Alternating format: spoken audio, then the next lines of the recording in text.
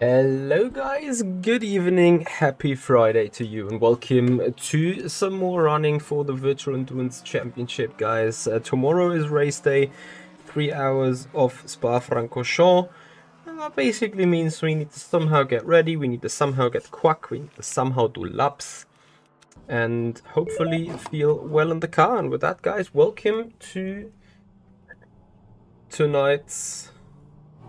That is a bit much of a steering rotation.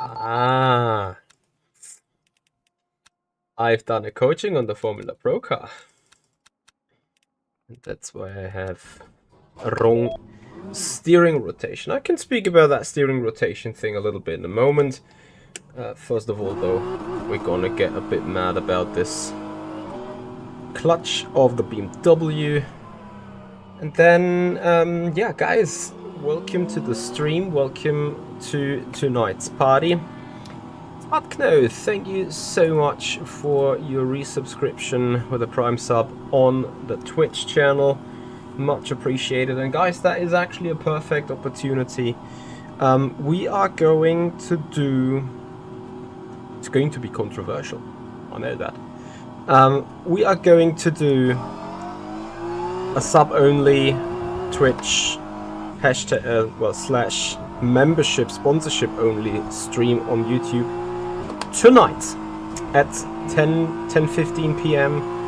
I have scheduled that stream already. For those of you on the YouTube channel that are a member on the channel, you should see a stream today 10:15.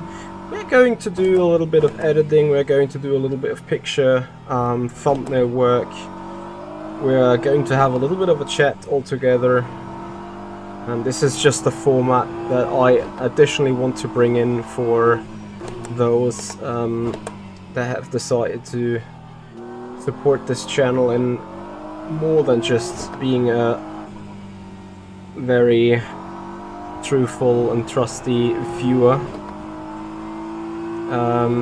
You know, arguably you guys will now say, oh, Mitchy, why are you doing paywalls? Like, we all love your content and we're all here to spend time. It's like, yeah, I totally get that, and I'm not doing it for paywall reasons in the first place. I'm doing it because, you know, there is now a significant amount of people. It's like 30-35 people combined. They kinda have spent a monthly €5 over a period of time already, like over a huge period of time previously.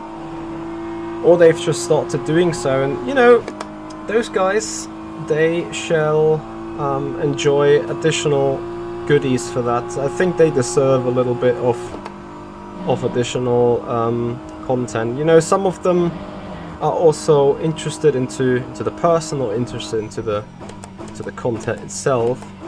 I think it's just fair to give them a goodie after all. And of course, if you guys don't want to miss out on that, then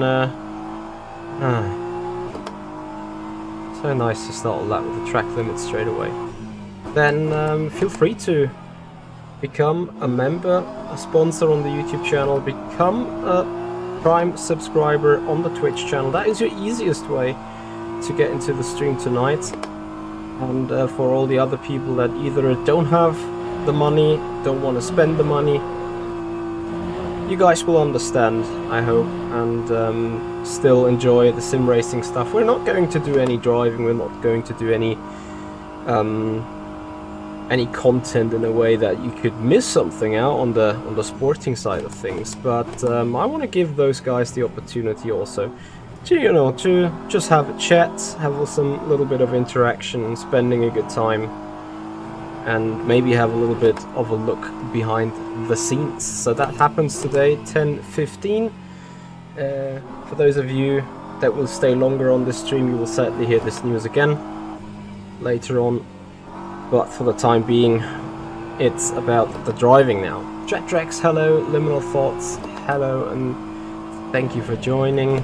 You can't wait for the 2.4 hours on Le Mans Ultimate.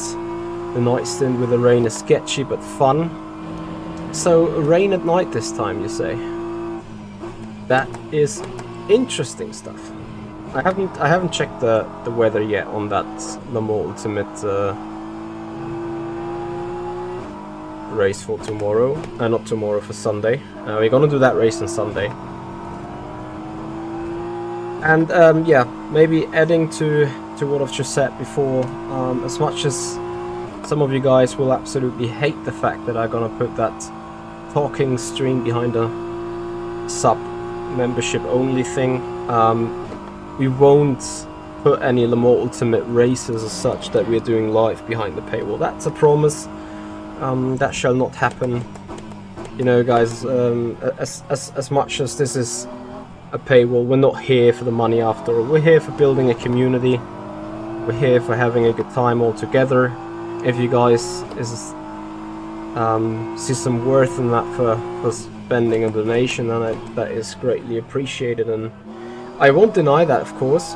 But ultimately, I'm not doing this for a living. I have a good job. I can pay all my bills. It's just that you guys will enable future investments into the rig, into the stream, into whatever really.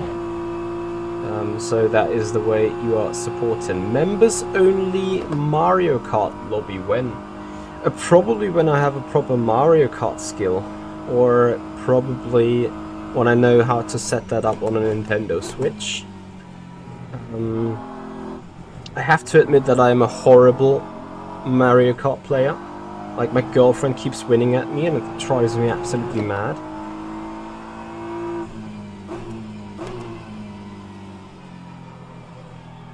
So it's a sad story, but it is the story, right?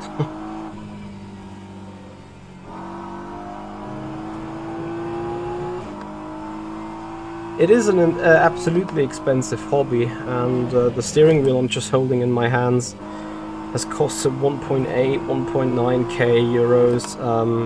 It is good quality, don't get me wrong, but after all, we are running a lot of kind of manufactured items that are not manufactured with a ISO 9001 or with a ISO 14003.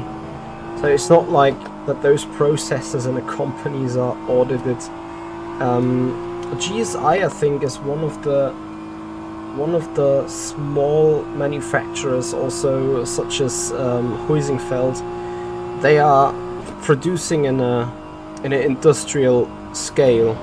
You guys remember that Akira GP down there? Once ordered, the guy has started the building process. It's handmade. It takes him six weeks to produce the item, and the quality is like, you either be lucky or you have not the very best product, let's say. And that is a bit of a different story with that GSI wheel. They have serial numbers, they have huge stock of support, they have modular and modularized building parts. So the shifters group, let's say, is a module that you can exchange.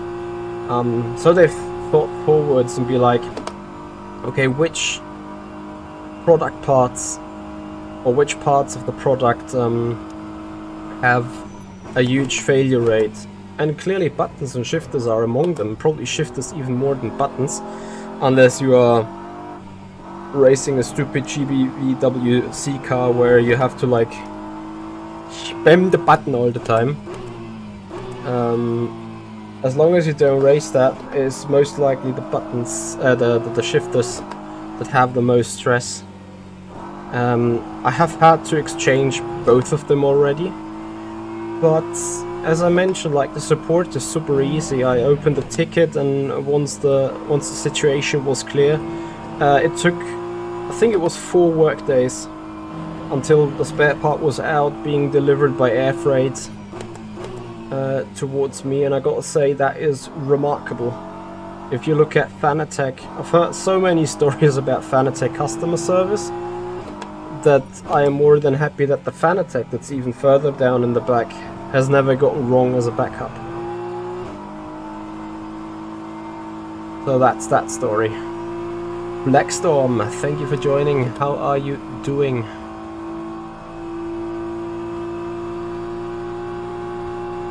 I do have top shelf equipment as well, but indeed, but what I wanted to say is, like, even though that this is a top class manufactured item, I am not assured of them not breaking and failing.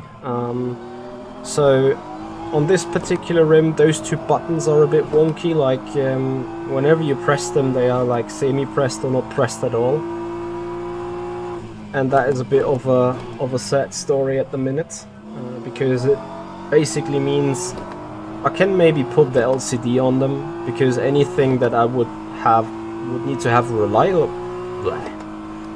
button on, such as push to pass, DRS, maybe traction control settings, whatnot. I need them buttons to be 100% reliable, so that they only press when I really press them.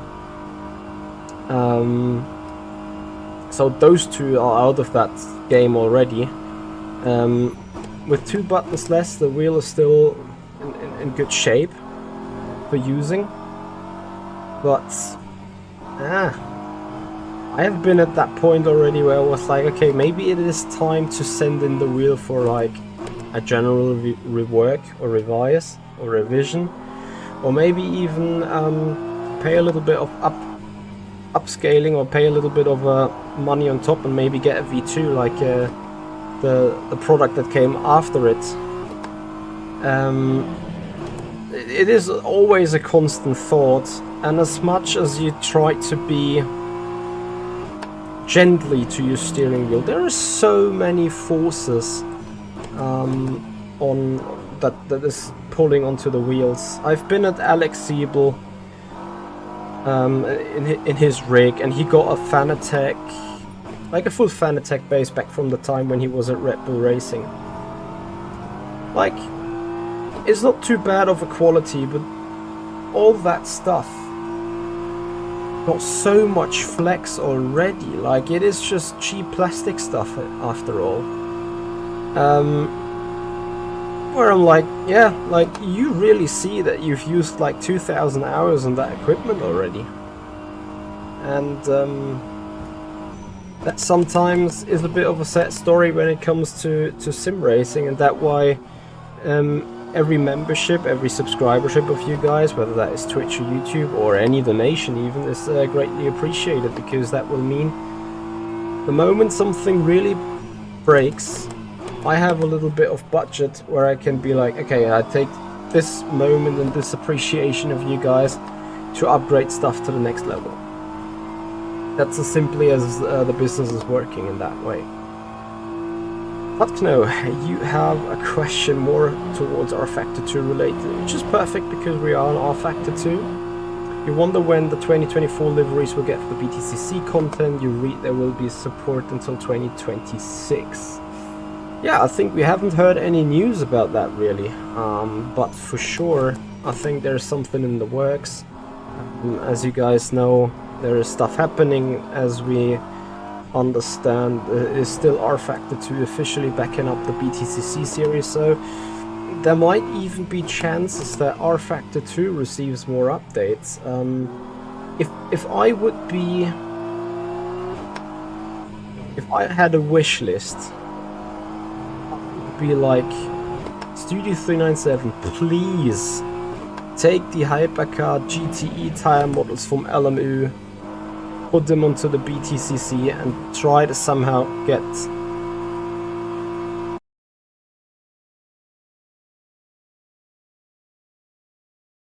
what? Get the code over here. Paolo, thank you so much for your Prime subscription, and Titanic198, thank you for raiding us with a party of 198. I see the stream.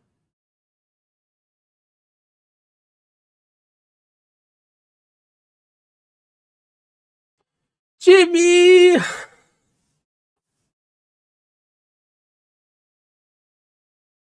Was there a message with a pre-warning that the server is going to be shut down? Jesus Christ, my shoulders. So if there's one thing that my body really doesn't like about driving, it's arcing shoulder pain. That's what I'm suffering right now, the utmost from. Okay, so let me quickly think about this. Does it make sense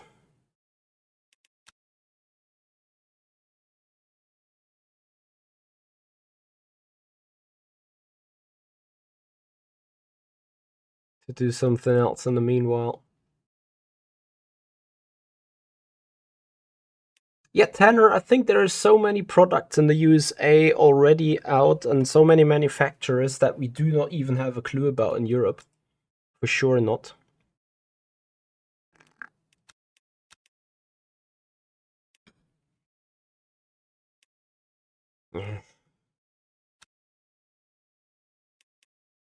No times have been set. I would have expected that to be a little bit more interesting, let's say. Leaderboard, 5 guys have set. Yeah, rFactor 2 is sadly a bit dead, I need to admit that. Okay, while we are waiting on the server to be back up, hashtag hopefully soon, it is back up. question is...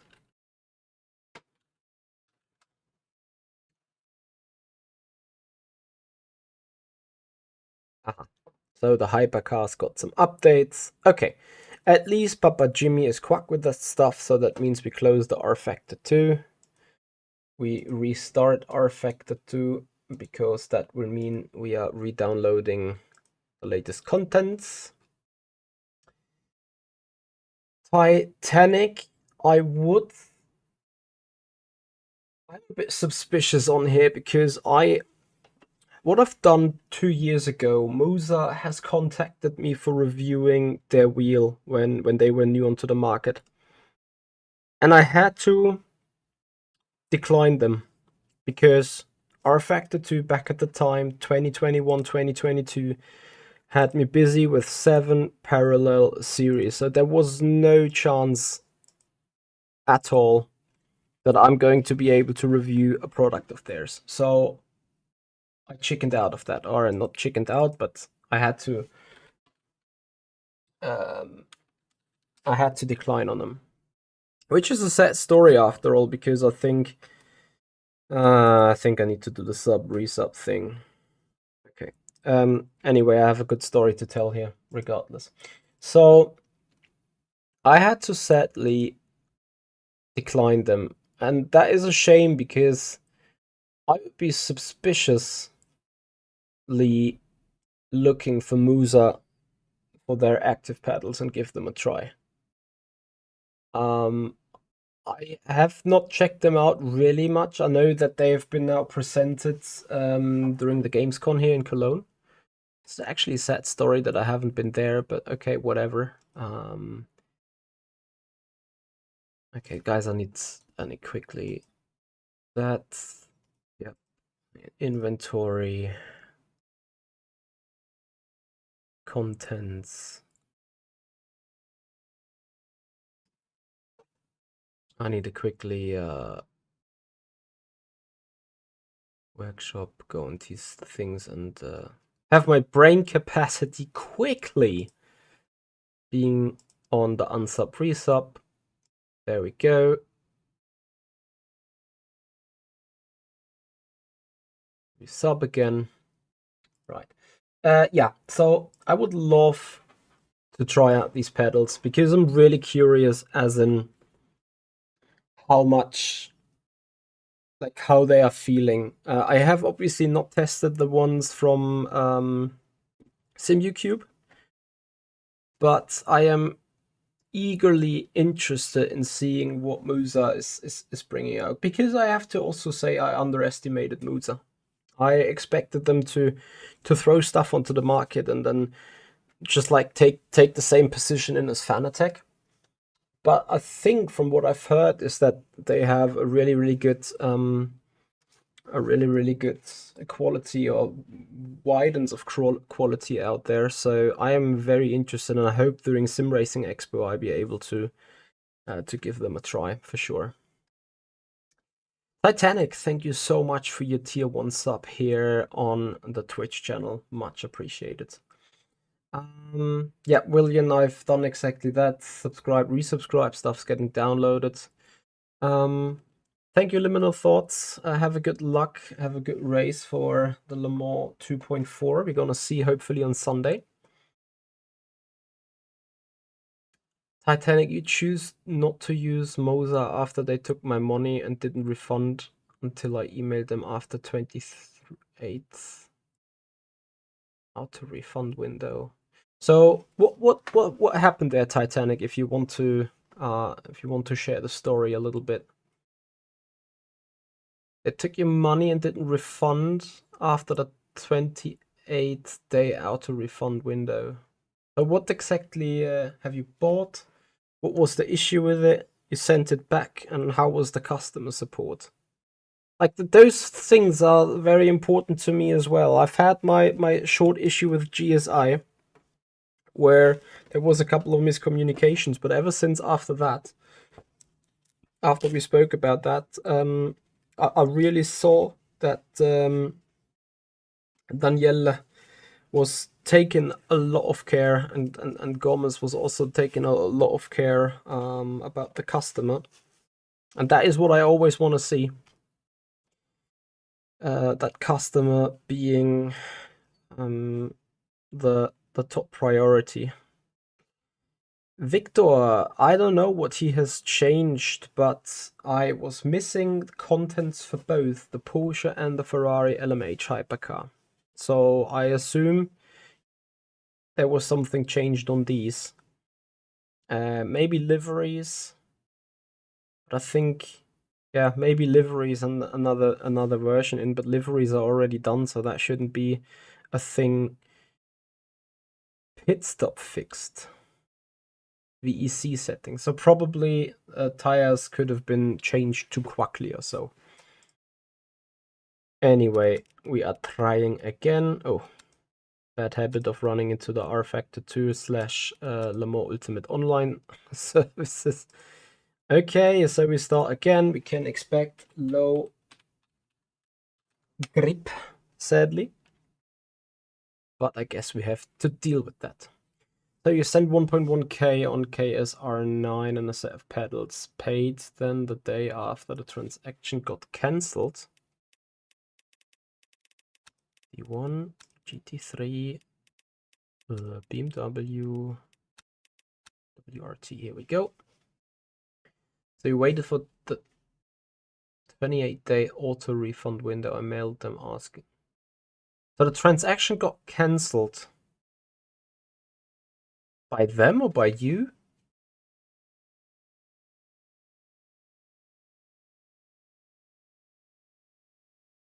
Why have it been cancelled by them? Have they not been able to deliver? That would be interesting stuff as well, of course. Okay, short hack. As we are now probably on a new version of that car as well, we may be required to put the car-specific FFB mold back down to where we need it to be. Then we load the setup. Perfect. And we hit the track. So, something else that obviously happened is the sheet position got changed again.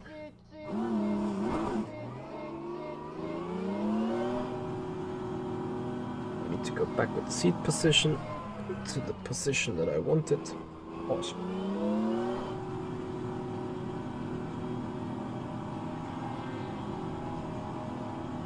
We got the money and went to Simmagic. Yeah, I mean, I don't want to put myself on their side. It could be simply just miscommunication, but that is worrying to see. I get that. I absolutely get that. Alright, here we go again. Long run time in the Virtual Endurance Championship. No touchy of the lines, otherwise we get up warnings. We may get them anyway, but we don't. Perfect. Yeah, I get that, Titanic. Absolutely getting that. But still, I think after all they have somewhat got onto the market, right? So it's not like they are completely newbies and they are like, oh, let's see how they will do and let's see the quality of their stuff. I think they have caught a foot in the market. I think more and more people are getting their stuff, and I haven't heard of any like complete failures or complete mishaps. Like yours obviously is a bit of a concern in a way. The emails seem poorly written, so you are unsure whether they were translated. Yeah, I think isn't Moza affiliated with Camus, and that is like a Chinese manufacturer, Chinese product as well. So it could well be that maybe not native English language speaking people writing the customer support there. Yeah, let's see. I still believe Simracing is such a branch where you can't have those issues in a way.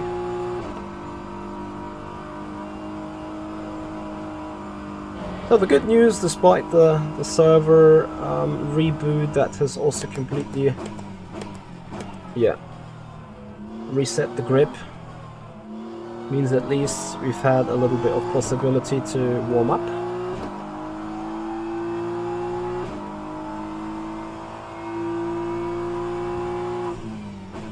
Well, I heard in F1 that rain is expected for Zandvoort, and I was like, if it's raining in Zandvoort, the probability is high that you expect some rain here as well. So I've heard about the rain, but I haven't driven the car yet in the rain, to be honest. To be honest, I have put that decision which car to take over to teammates. I would have probably proposed the Ferrari, but then they came around BMW M4 and I was like, yeah, maybe I have a small issue with driving that car quick, but I know that is not bad, and a lot of other people have picked it as well. So it is a small BMW Cup together with a Porsche, Mercedes, Ferrari, McLaren, Aston Martin and a Corvette.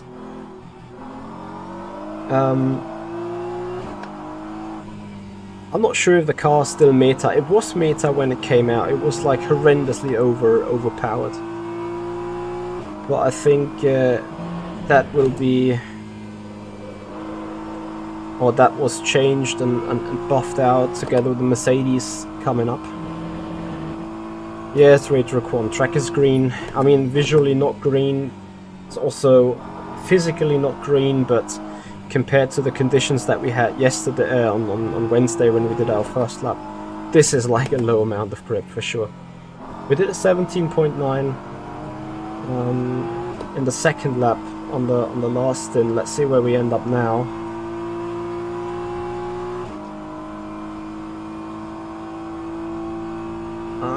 Victor 90% for almost 10 liters.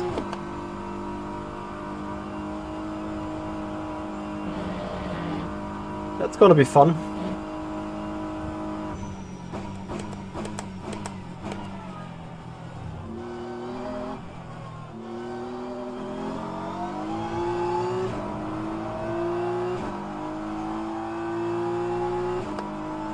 So 17.3 then. But again, it's going to be about the second lap now that we are doing, that we need to compare to the lap we did before. Headlights on. Yeah, I heard that especially like both FP1 and FP2 have been quite windy. Since I had to work, I couldn't watch either of them. Hey Robin, how are you doing? Thank you for joining. So guys, once again, the hint for you tonight at 10:15 PM Central European Standard Time.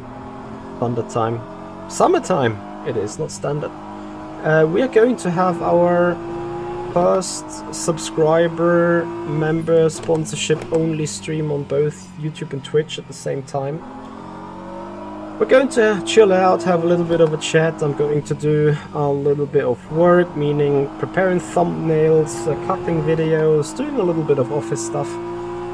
But I want to give out the opportunity to all supporters that have decided to support this stream with a monthly tip, to hang out with us, to have a look behind the scenes a bit. It may seem to be me putting content behind a paywall. If you think so, then that's fine, I accept that view, because effectively it is a paywall if I do a stream and not put it public, but to the subs only.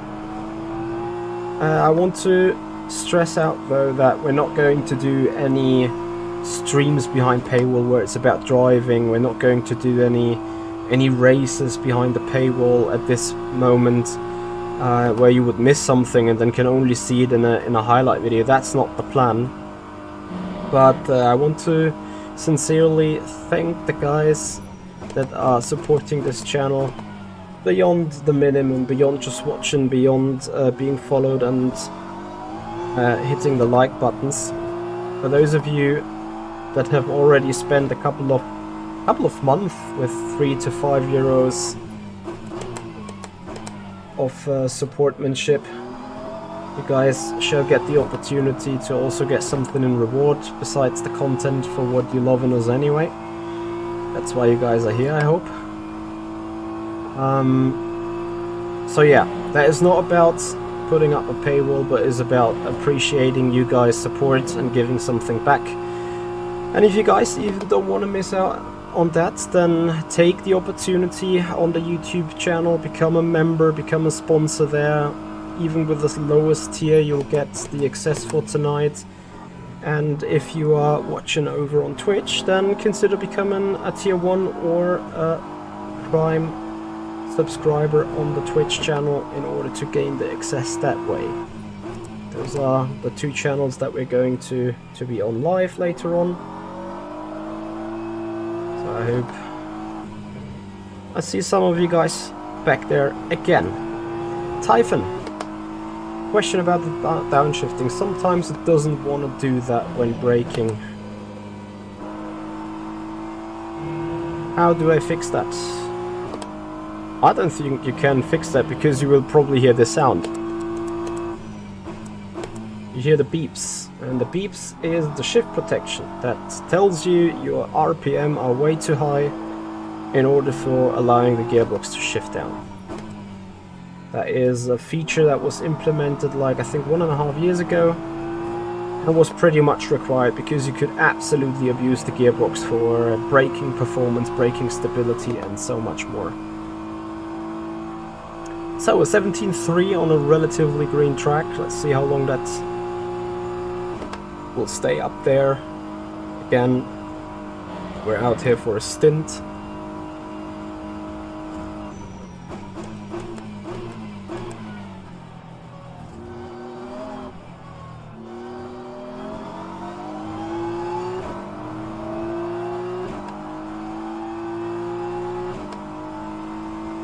Maybe also for an overtake.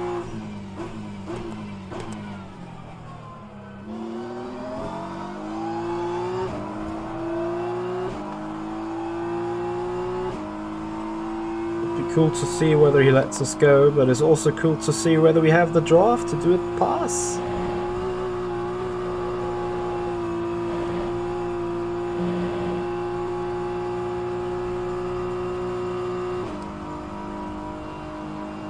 Where's my radar?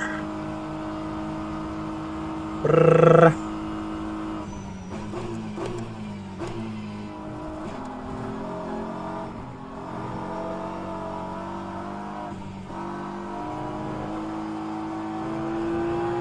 Stuff for the moment.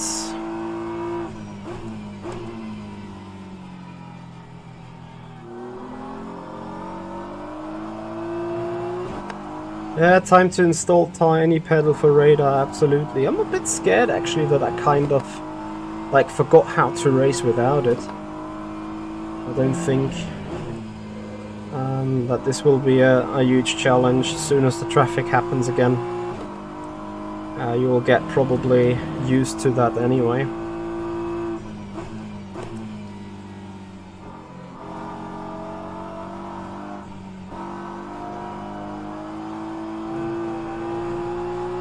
No, it's not a track limit, like, pretty sure I was still on the line. Anyway. Hey Jenkish, how you doing, buddy? This time on the right setup indeed. Car is good, car is fine. Jenkish, if I remember correctly, you are one of our YouTube sponsor members as well, right? Or are you a Twitch subscriber? Like, my brain tells me that you are either of the two.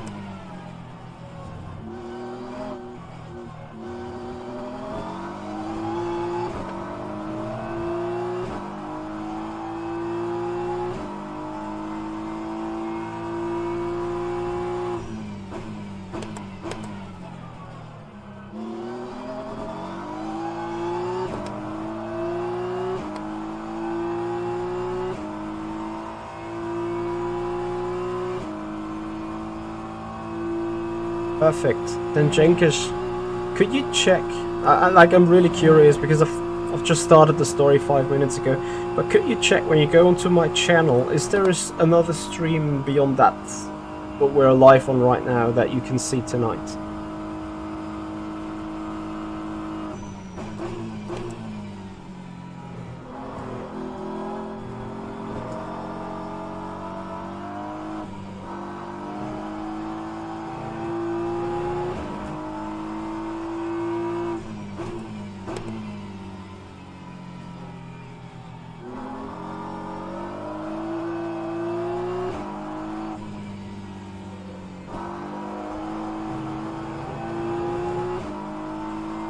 Tanner, thank you so much for letting me know.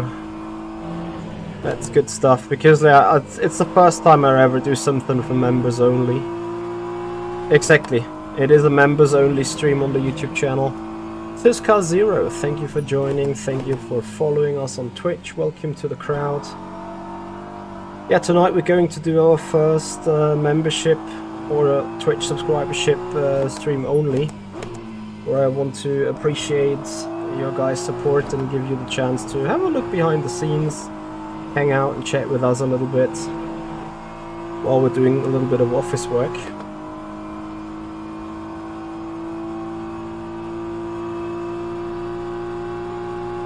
And if you are curious on that as well, guys, then of course you are very encouraged, and it would be appreciated if you also decide to become a member sponsor on the YouTube channel or a subscriber on the Twitch channel. This would be extremely appreciated for sure. Right, pace would be extremely appreciated on this car as well, to 17.7. The car has a couple of interesting behaviors, I want to say. It is into the comb at the end of the camel straight, well, like the right hand kink. If I'm on the brake and touching the curb, the car tends to spin to the inside. However, if I'm just that little bit on throttle, the car is doing an absolute fine balance. And also, yeah, as you see, I've touched the curb and straight away the car said, yep, well, I'm gonna rotate. The sad story is I'm having a couple of flat spots here, and I keep seeing that one LED's flashing, so I wonder whether I should even further increase the ABS to not have that. This is, I think, indeed the latest GT3 done by Studio 397. I think that was a single make, single project.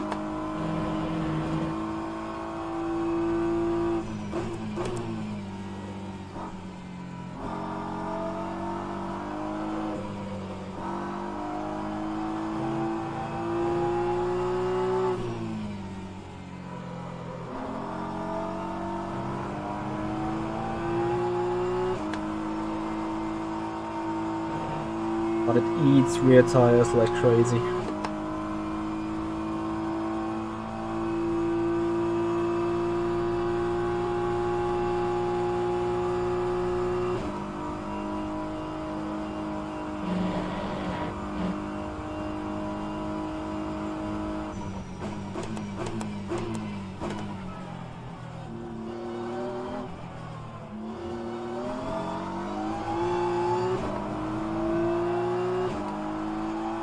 Hey William.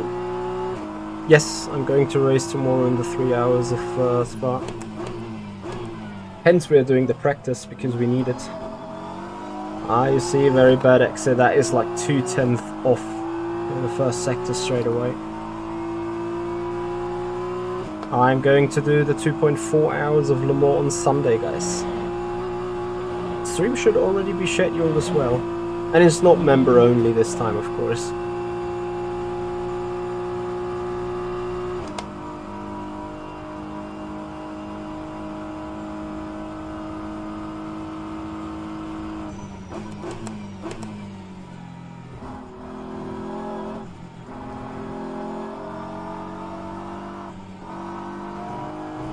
of course guys, if you appreciate the racing content as such, then please have a follow on Twitch, subscribers on the YouTube channel for more racing content all around. Tomorrow the 3 hours of Spa 12, like right at noon, we're gonna go live with qualifying in the Virtual Endurance Championship, and then at 1 PM green flag drops for a 3-hour rodeo. We're expecting rain, which is probably something I'm gonna do later on as well. A little bit of rain driving.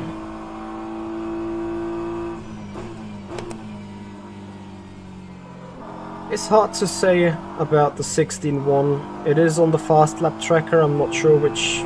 There's a cut. I'm not sure which position I'm sitting with that, but it is safe to say that the 16.1 right now is probably not possible. Having said that, eagerly looking up, we see a 17.1 by Ada Erkan. He has done 16.3 as well yesterday, I think. So clearly the track is currently not ready for that speed.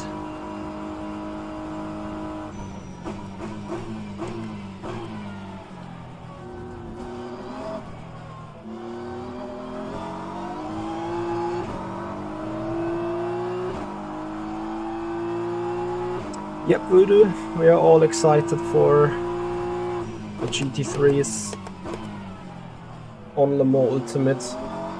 I can't stress enough how much I'm looking forward for that awesome tire model to be on a GT3.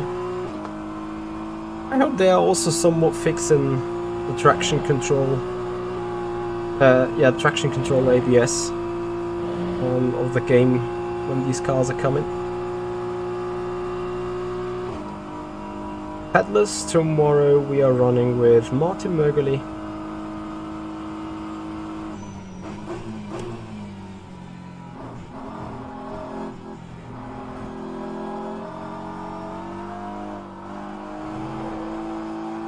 Hey Andy, thank you for joining. On my YouTube channel you will find a couple of rFactor 2 tutorials that shall give you a little bit of an indication what to put in your wheel settings, whether that is the profiler or the actual game settings. So if you are going on my YouTube channel into the playlist section, you'll find rFactor 2 tutorials. I encourage you to have a look there, maybe some of your questions get answered there. No, I am not a team manager anymore at the minute.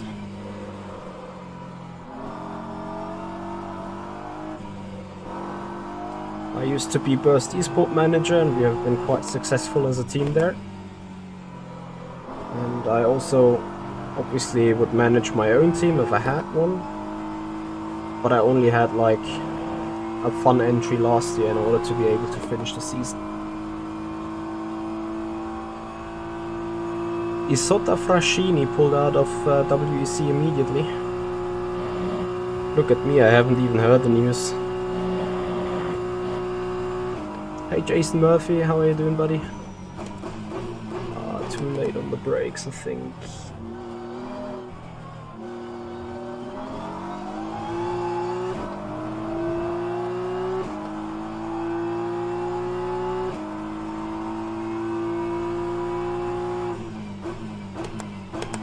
I think the problem with those GT3s is not only the driving aids as such, it's also these cars have hardly any draft and slipstream, I think.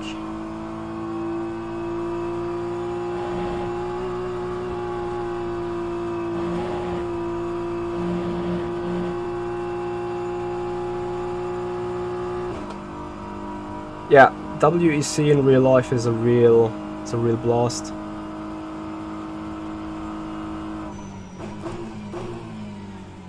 In hindsight though, I've seen pictures of the Funwell car being Funwell Evo, I think they've called it. It being ready for coming back to WEC next year. So we'll see how that goes, whether they are allowed back in. I hope they are. It's a big shame that they are not on the grid this year. Arguably their car obviously was off, but still though. Yeah, the yellow taxi cabs on rFactor 2 as a temp car is a bit annoying. I'm very thankful for Le Mans Ultimate. They have that to fix that issue a little bit.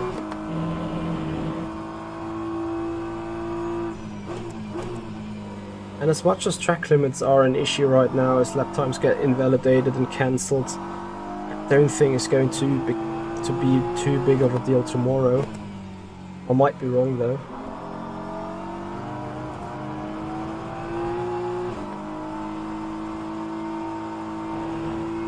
Optics Gaming, hey buddy.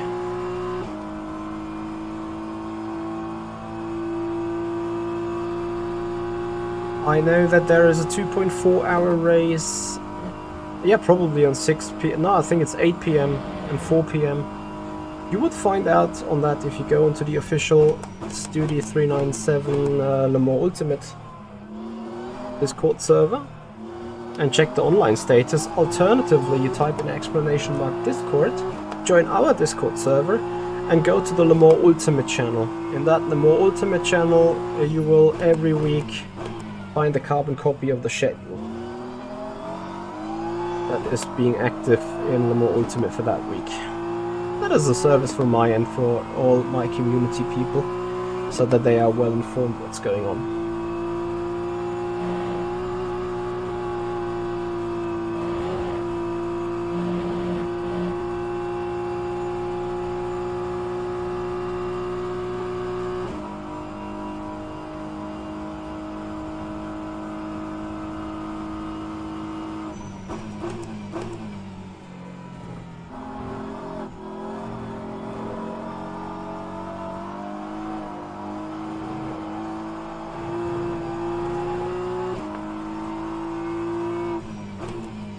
Yep, for those guys watching on YouTube, you can find it in the stream description. The video description, you should find a Linktree link. On that Linktree, you'll find all my social media channels such as Discord, Instagram, Facebook, X. Guys, feel free to type in !social media in order to trigger the bot here on the chat. That will hand you the link the same way.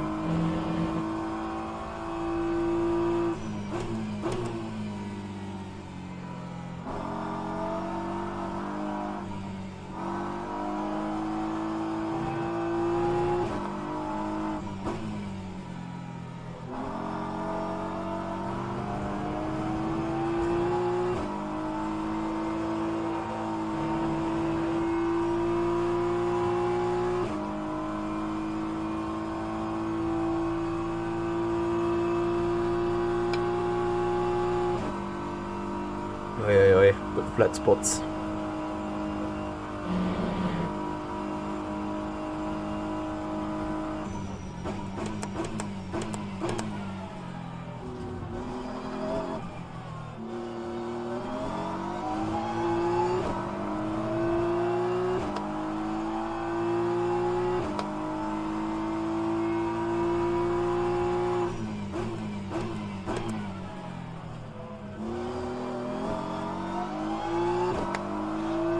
I'm afraid we're very slow concerning towards tomorrow. That aircon, if my display is right with a hard tire,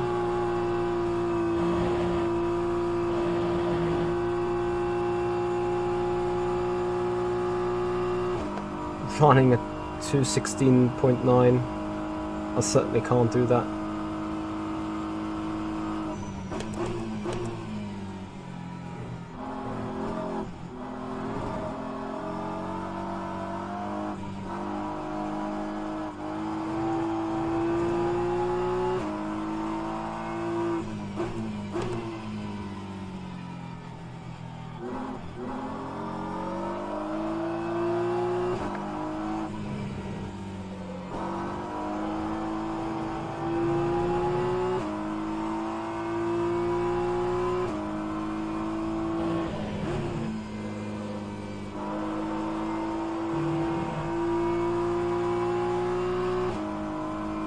Jack, that was a temporary car. I will load them as soon as I do my pit stop.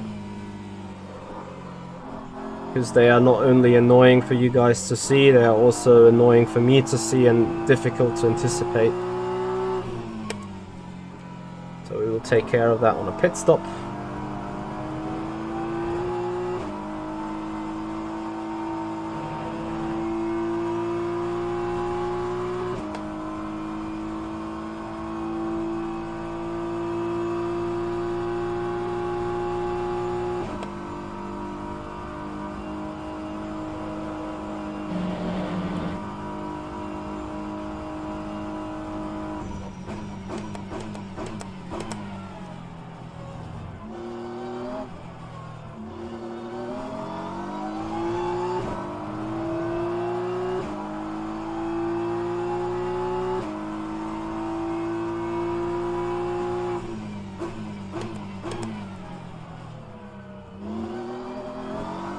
Oh my god. Really couldn't initiate the drift.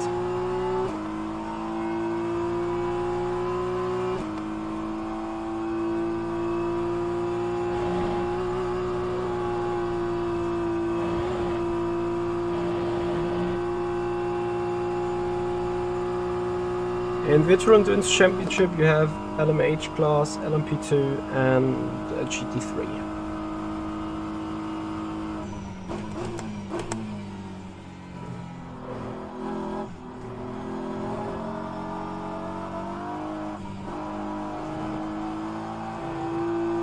For you guys that mostly watch me because of Le Mans Ultimate, have you guys... Oh, the dirty air of an LMH car, goodness me!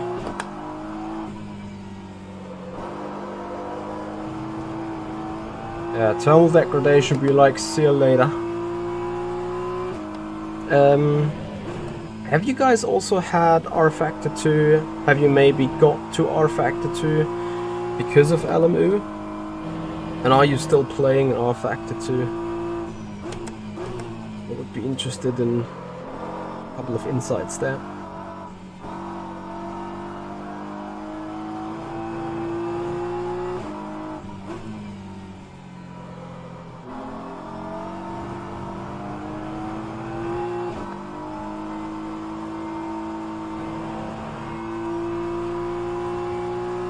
Hey David, how are you? Thank you for joining.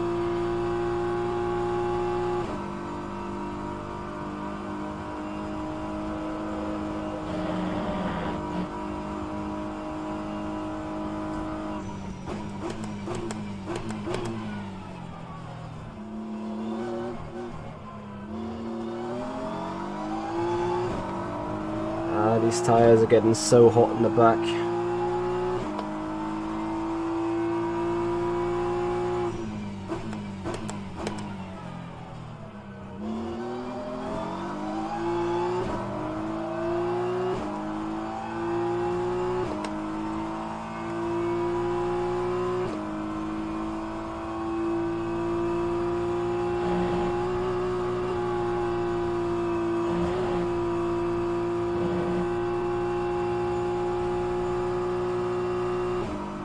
Yeah, David, I hear you.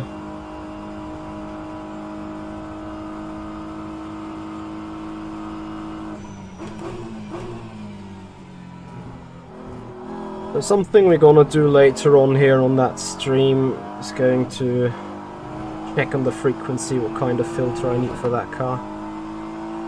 Because these flat spots are too rigid, they are too loud.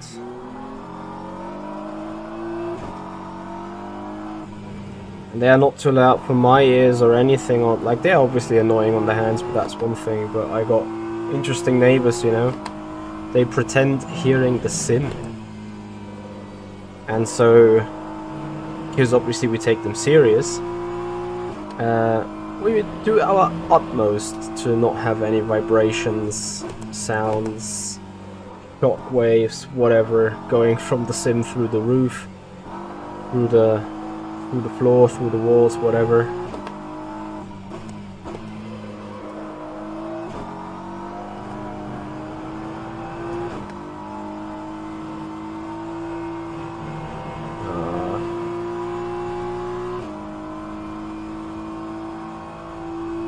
Yeah, I hear you with the races and multiplayer. I mean, it's great to see people are still racing it Especially if when you have a look here at the Tour Endurance Championship, you see there's still a market for it.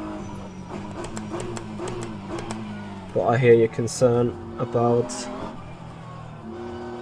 otherwise it's hard to play it because there's not too much of a market on the standard player race control. Not standard player, but on the multiplayer race control feature. Yep, 6 gears too long, but I can't do anything about the gearbox, it's fixed. Tenna, I hear you. I would want to have a house as well. And maybe this is this is now where the paywall is coming in. For us people in Germany to get a house in our age, can't do it. Like you either need to be dumb to sign a contract taking a debt for 30 years. Dumb in a way that you will sign that knowing 100% that you will not be able to serve it within 30 years.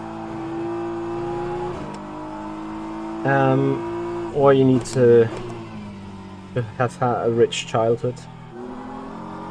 Thankfully or sadly, I'm not dumb.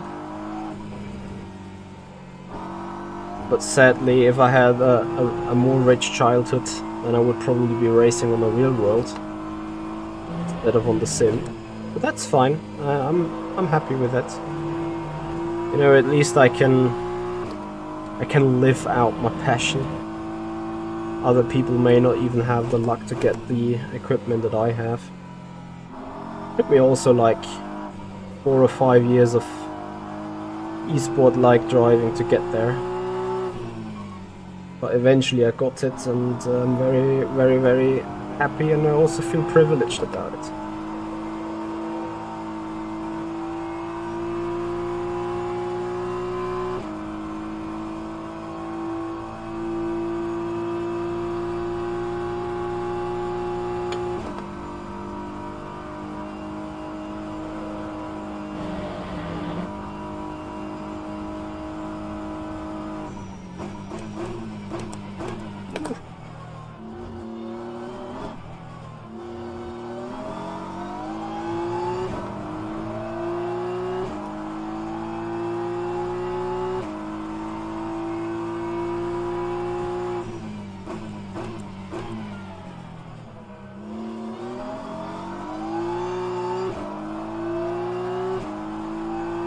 Tanner, I hear you. I absolutely hear you. I got a pretty nice 5.1 surround sound system on my office PC just for awesome music as well. The highest I put it up is like 30%. You're so limited, but there is simply no other chance for me at the minute. I'm just in that point of life where you have to make that compromise. So yeah, we're looking forward on hopefully getting older, getting a bit more money, and then at some point being able to buy a house. That's just a ridiculous thing. Like, it's not like I need a huge mega space. Like right now we're living on 100 square meters.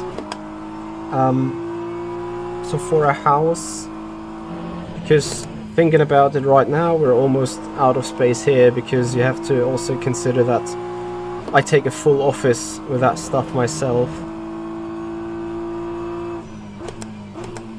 My girlfriend needs to have an office as well, and she is kinda having the office table in the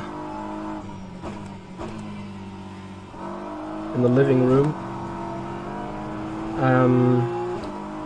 Yeah, so probably, arguably, I would looking forward to 160, 170, 180 square meters of a house.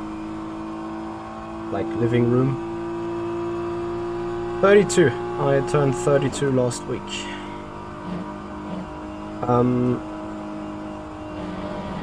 And in order to get, you know, ground, house, maybe a little bit of a garden, space for a garage and two cars. Like, disclaimer, I would put myself also into a garage with my Simracing stuff, 100%. Like, the PCs will we'll spend enough heat in the winter to warm it up, and hopefully the garage stays a bit cooler overall in the summer. Anyway, the reason what I'm trying to tell is like to get a house of that size. First of all, it's difficult in the first place, but even if you found a spot where you could do it, you need capital and value of like between 750 to 900, maybe even a million of euro. I'm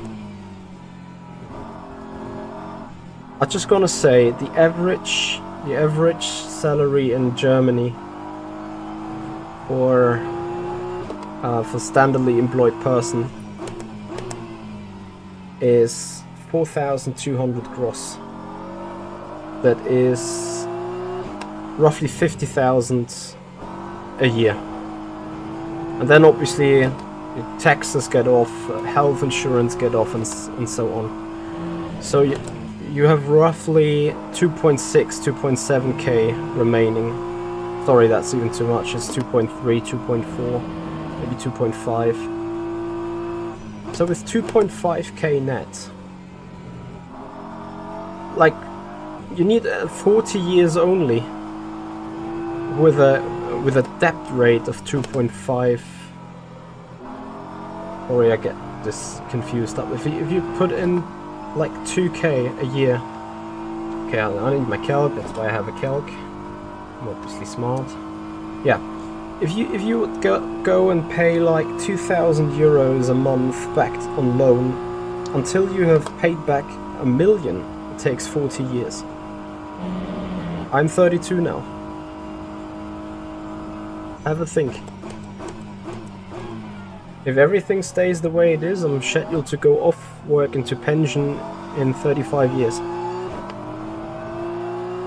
And my pension is surely not gonna pay a 2,000 euro debt rent. And that would be even a debt without any interest, right?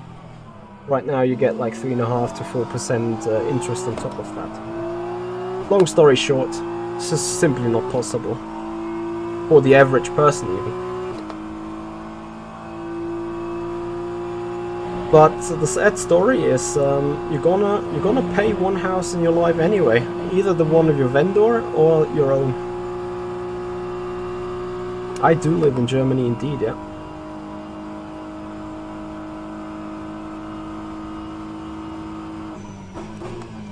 Now the only hope for us could be obviously that that we are like that the house prices are dropping again, that all the building companies have that little orders and revenue, that they are like taking whatever revenue anyway and go down with the pricing there as well. That's just the struggle of our generation, I would like to say. It is a first world problem after all. I absolutely understand that this is mourning on more than just a high level.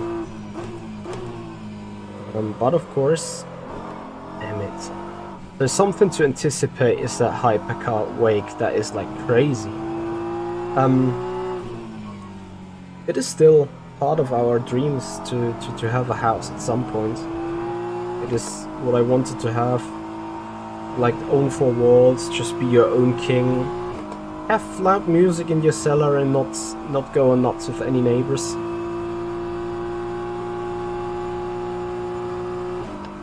You're far away from 4.2k brutto. I live in the southern Germany, Baden-Württemberg, close to the French border.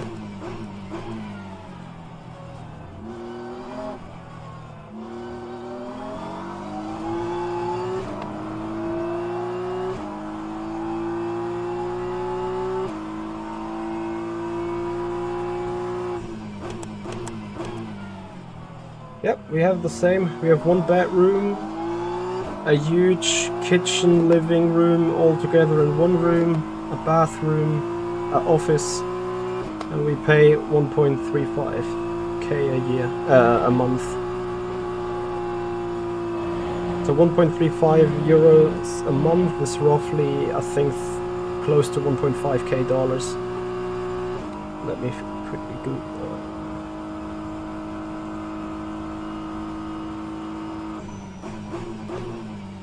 Let's see what the calc says. It's like 8% more. I think 108 is still the currency rate right now. So for 1,350 per month, yeah, you pay $1,460 in the US for that, or in US dollars. I think I heard that in USA the rents are even a bit more ridiculous.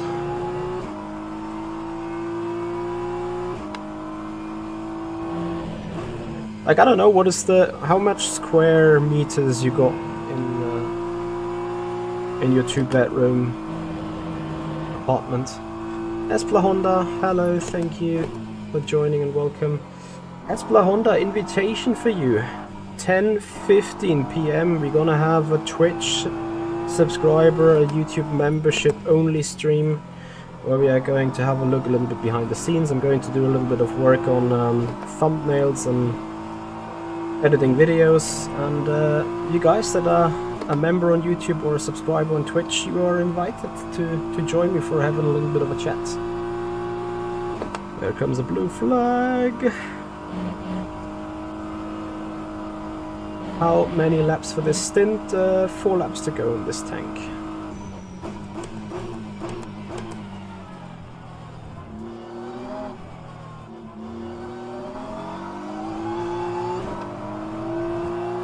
Yes, roughly 1.5 hours from now, Espla Honda.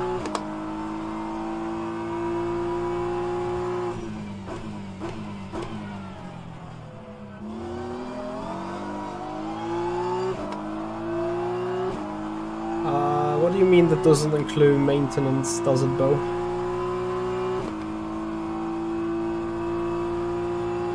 Thousand square feet. What is that in square meters?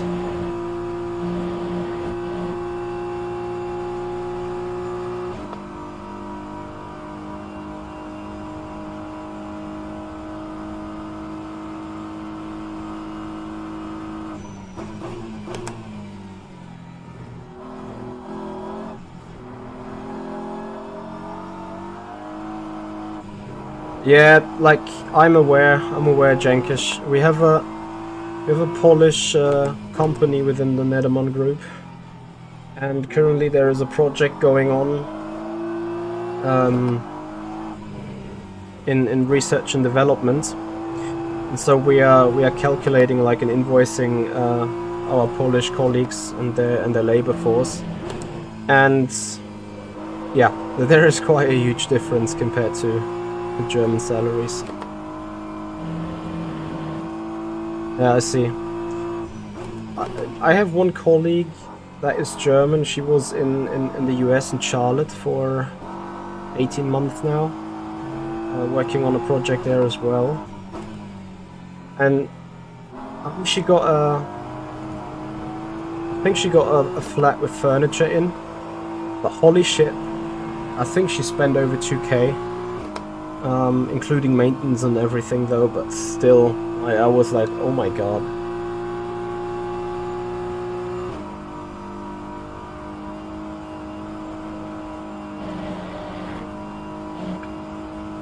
Yes, hand me the track limits.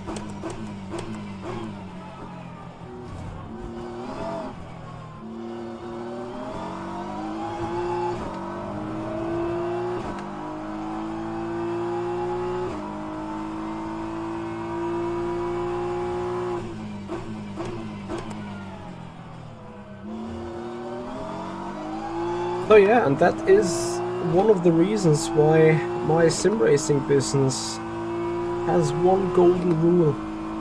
Whatever wheel I buy, whatever PC I have to buy, whatever game I buy, whatever equipment I get, it needs to be funded from the company funds itself. Obviously I still have some reserves, so I could put in private money into this project here. But I said nope. In order to be able to get a house at some point, or to fulfill my dreams, I need to make sure to not spend money on things that are really necessary.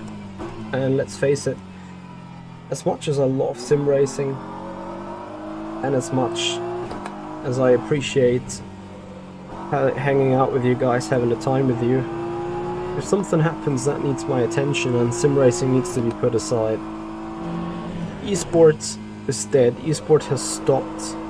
I'm teamless right now. There is no salary where I can count on additionally.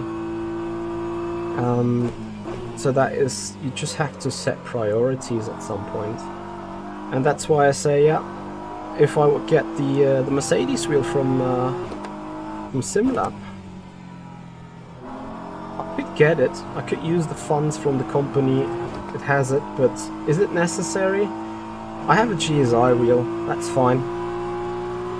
If someone would, like, you guys maybe remember Michael Clark with that Acura GP, he donated $5,000 to us and said, like, get that Acura GP, and I was like, I would have so many things that I would spend the $5,000 anyway, but he gave me that massive donation back then to get that wheel, and I was like, okay, you know what? If someone is sponsoring you that shit, there is no thinking twice. You just do it.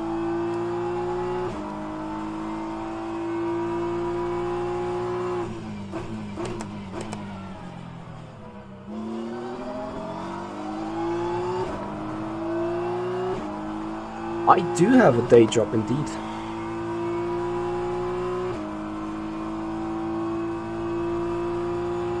I'm having a full-time job, an 8 to 5, how we call it here.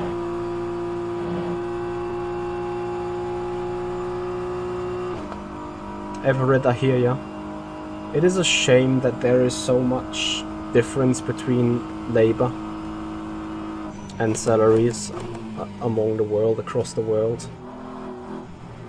Because I think one of the biggest human frauds, person that is doing the same job as me, let's say, like I'm a financial controller. You need financial controlling not only in Germany, you also would need it in Latin American companies, or I don't know, pick whatever you want, whether that is from Asia, whether that is from South Africa. They're all companies, they all need controllers and stuff. But I'm 100% sure that me as a German, I'm earning like maybe a double-digit times more salary compared to you people. Like Everett, your example is pretty prone. $200 a month, you say. I am way above that. I earn that in a week also.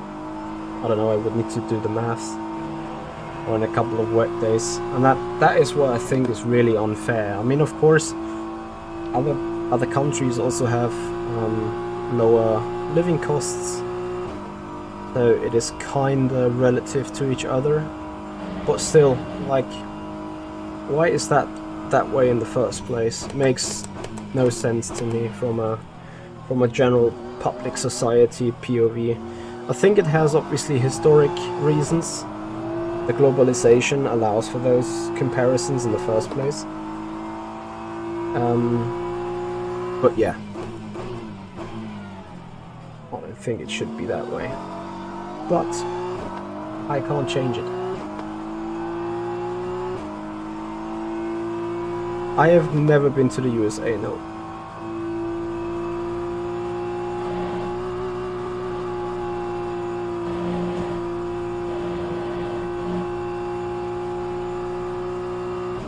Retrocon, the French people do the same, and I've read an article, it was last week in one of the newspapers. There was a company that has created like a shopping cart with standard life things, so a couple of foods, toilet paper, showering soap, water, stuff like that. And they said that the 32 products in Germany cost 72 euros on average. However, French people pay 104 or 106 for the exact same products in their home country. And obviously I'm living close to the French border, so whenever I go shopping in the stores towards the French border, I would say, especially in the evening hours, there is a 60 or 70% rate of French people in German stores. It's insane. But it makes total sense. Because they spend less than 30 euros driving over here for getting those 32 articles for sure. And so the Dutch people do it the same way, right? So, box.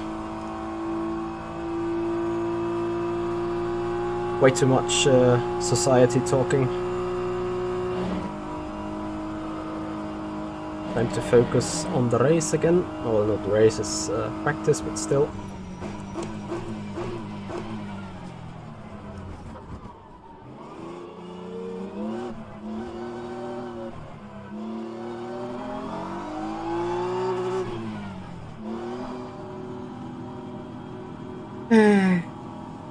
I'm sorry for the guy, to an extent. The first thing we're gonna do is when parking the car. Yes, I wanted to have that. 70 seconds! Oof. So we're loading the cars first.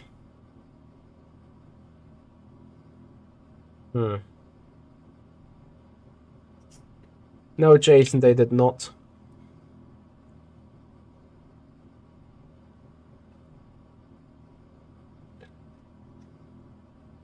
Espla Honda, thank you so much for becoming a tier 1 sub for 7 months in a row. Massively appreciated, and I hope to see you on the sub-only stream today at 10:15.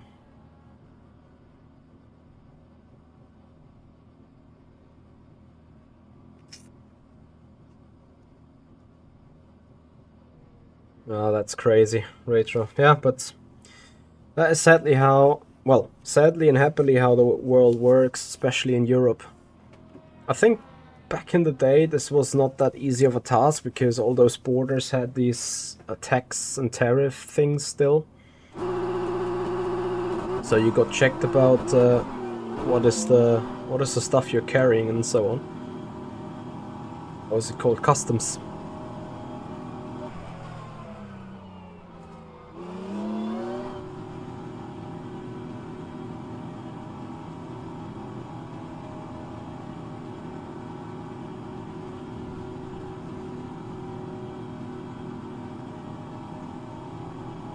My biggest problem about rFactor 2 and Studio 397 is that they've seemingly... I mean, they're fully focused on Le Mans Ultimate, which is fine in the first place.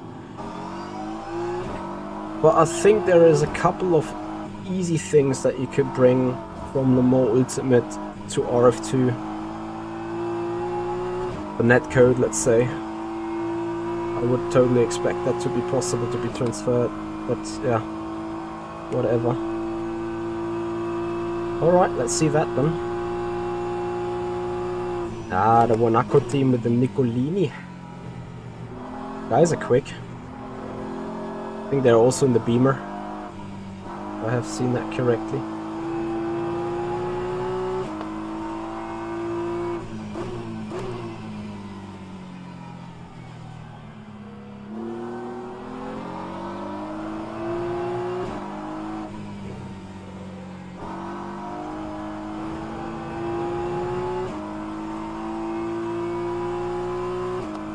Nope, we have nothing to do with WRT. Well, I think it's a Belgium team. Or a Dutch team. I think it's Belgium. But we are not affiliated with them as far as I know. Like it's the Winchik racing team. So I think it's a bunch of Hungarian people. It's just a coincidence that the 3 letters are the same synonym for our team indeed, yeah.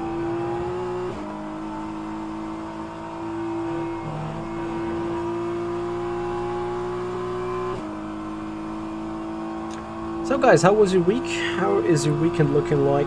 Whom am I going to see tomorrow for the 3 hours of Spa?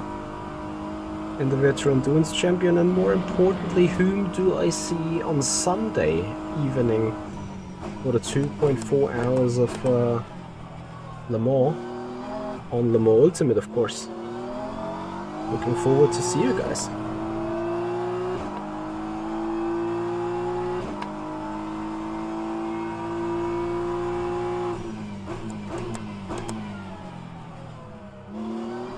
I could swear to God that I have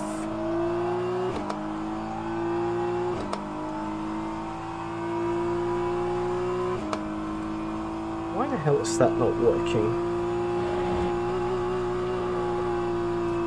Check these buttons. Seems like they have malfunctioned.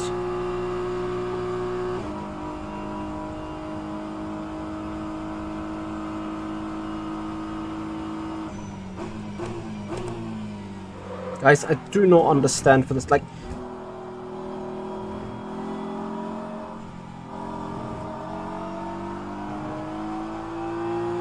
There is a simple rule in racing. When overtaking a slower class car, you just don't put yourself... Like, I simply show you something. So I'm overtaking an imaginary slower class car, so I move back onto the racing line, now brake and turn in, and of course I'm gonna lose the control and miss the corner. It is so stupid, just don't do it. It has two bad effects. First, you screw up your own corner, and what everyone is forgetting about it, as soon as they move right in front of me, I am losing 40% of downforce. I am about to lock up. I miss my braking point simply because I'm not expecting anyone to pull right in front of my nose and then hit the brakes. And on top of that, I will, at worst case, just run into the guy.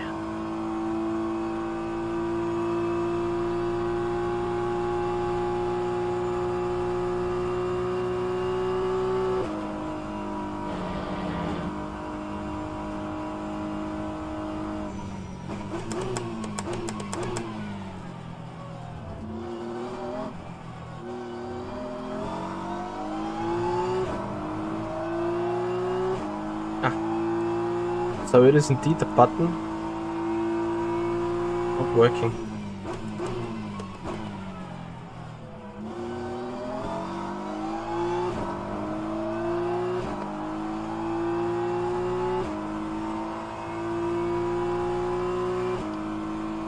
Nope, they do not get 3 months of summer, they get 6 weeks of summer. So exactly the half of it.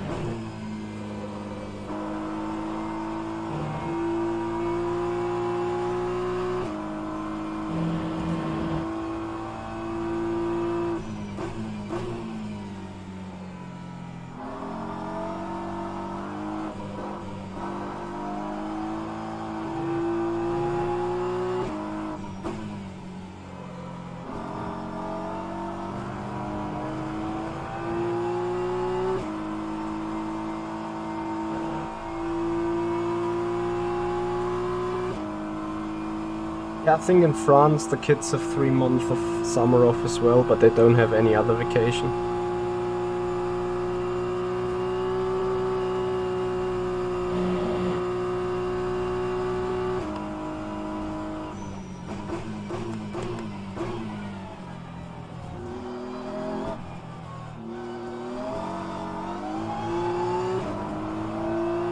Though I said, obviously the time of Ada Erkan on the hard is extremely competitive. Just did that too. Like, why?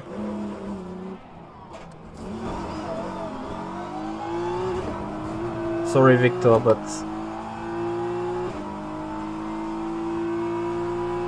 the repair body, amazing.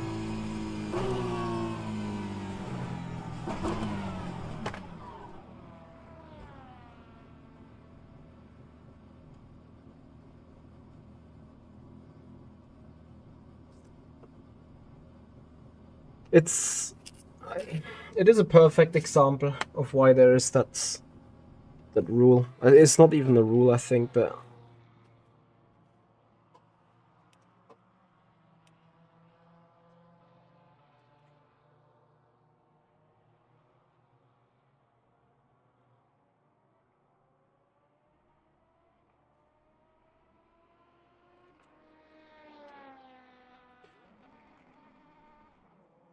I mean, I even didn't want to do it, but it just happened.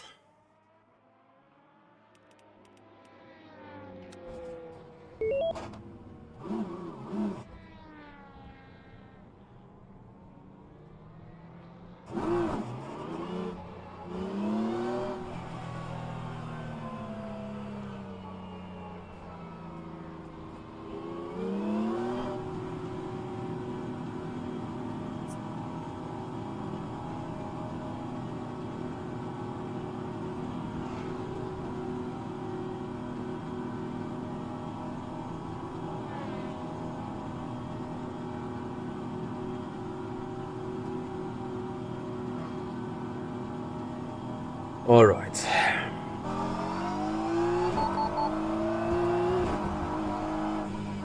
Beep, beep, beep, beep. So we have some data, which is great.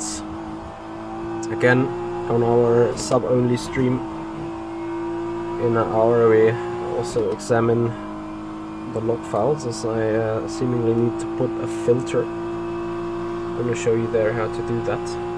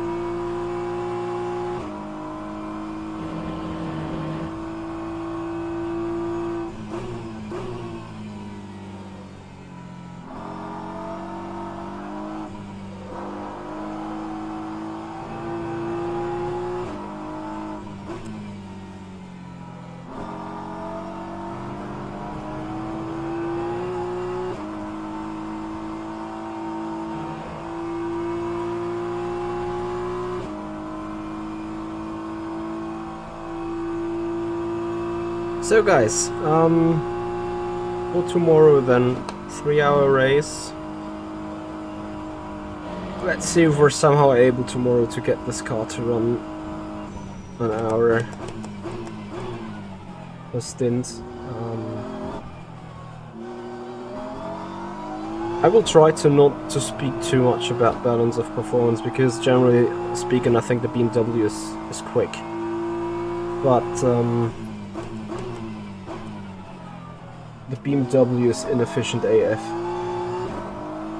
Has a lot of fuel consumption for sure. Has a relatively small fuel tank for that fuel consumption.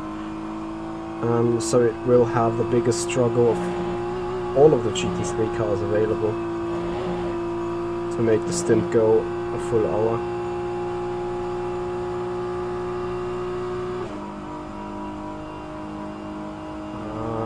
You guys gonna see the struggle tomorrow all together with us.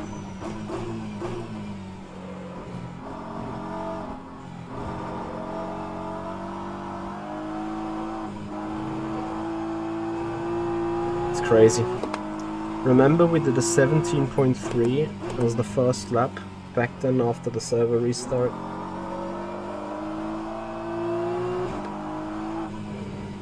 Now a couple of people have joined, a couple of people have done laps.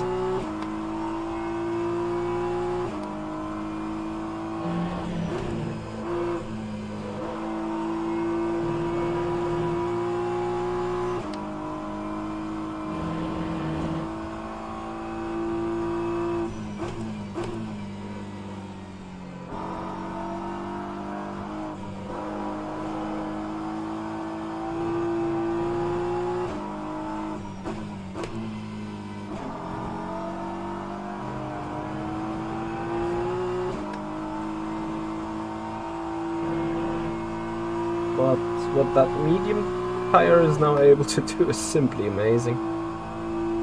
But yeah, that is the big question mark. How long can it do that?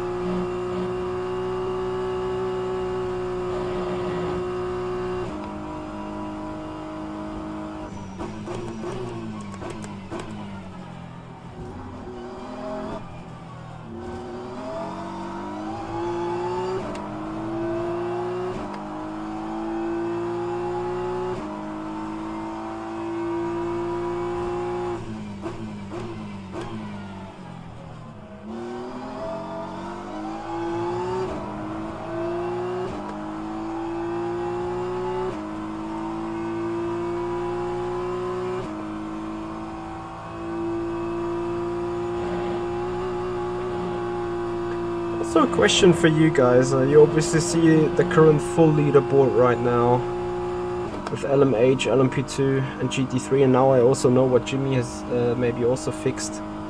I'm not sure if, yeah, we've seen both Ferraris and Porsches.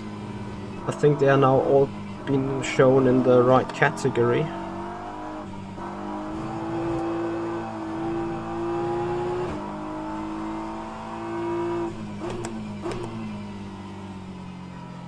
Yeah, so how I did the last lap, the medium is not going to last, that is for sure.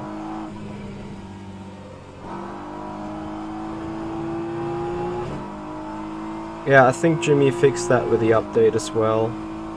So probably also a naming issue in the files. Anyway, that's not the actual question. You guys currently see the entire field, so the top 5 of each non-class car, so top 5 of LMP, top 5 of LMH. Question for you guys: would you rather want to just have GT3 only on the screen, or would you rather see the full grid? It's obviously a setting possibility. Like, I see the full grid anyway. You'd only see like the top 5 or top 10 of the GT3s surrounding us. Only category.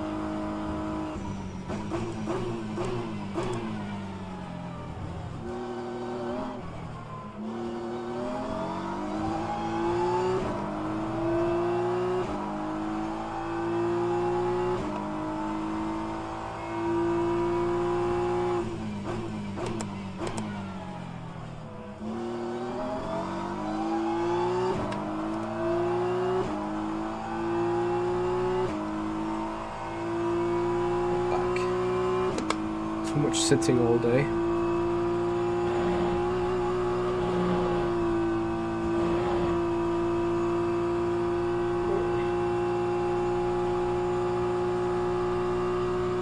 Oh, small stretch. Where's the pillow? Ah, there we go.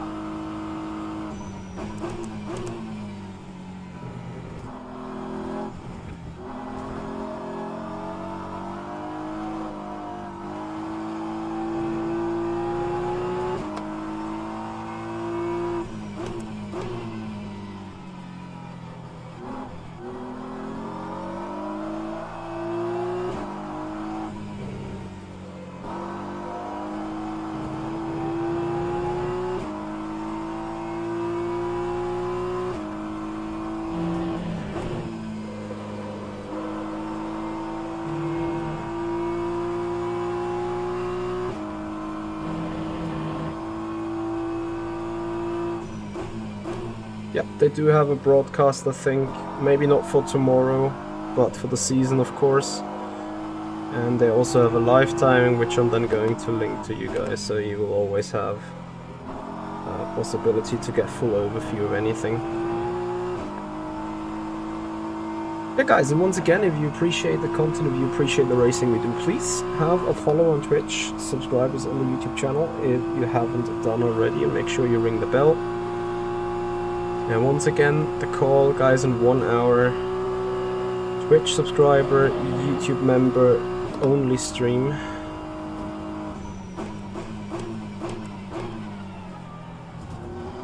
If you are a member on the YouTube channel, then you are very much welcomed to join us. If you are a Twitch subscriber, you're also very much welcome to join us.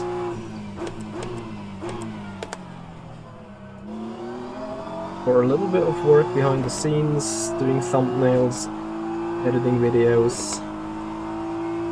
That's just a goodie you guys shall receive. I've also updated the membership perks on the YouTube channel, so you can check what are the goodies for becoming a YouTube member or a Twitch subscriber. Of course, if you got Amazon Prime, you get a free sub every month. You can obviously use it on our channel if you want to. Driving is way too bad.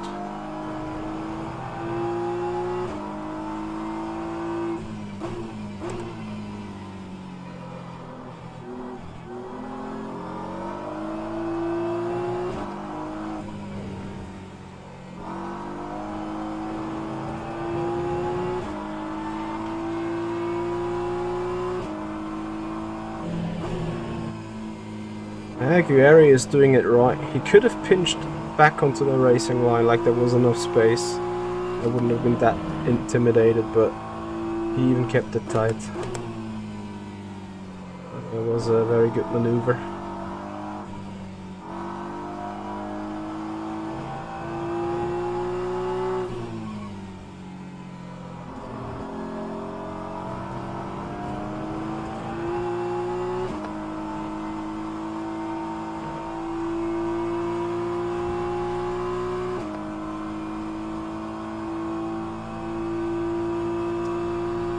So let's see, the question is, do I keep driving here or shall I rather go and do a little bit of wet driving if there is rain tomorrow? But then after all, I think it's a simple thing anyway. Just drive smoothly, crank up the TC, and don't do stupid stuff.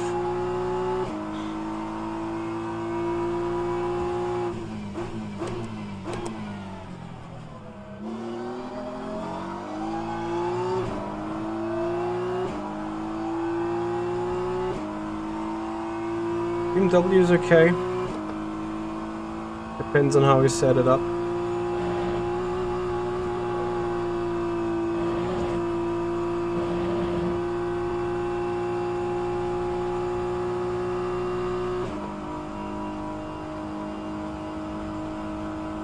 That's fine, Espla Honda. Looking forward to see you later on the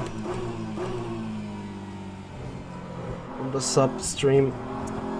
I don't know what's wrong with me and stupid Lecombe now. I just can't do it. Right now it just feels so frustrating. I am at the point where I'll start thinking about the actual corner. Because I've put it wrong like 5 or 6 times in a row. That's the moment where my brain is like, hey, wake up. You need to recalibrate your entry there. You need to redo a better job. And either it clicks immediately and you're starting on doing the right thing, or you do it wrong another time and then maybe another time, and then you start thinking about like, hey, what the hell is going on now? And sadly I think I'm exactly at that point of, hey, what the hell is going on now?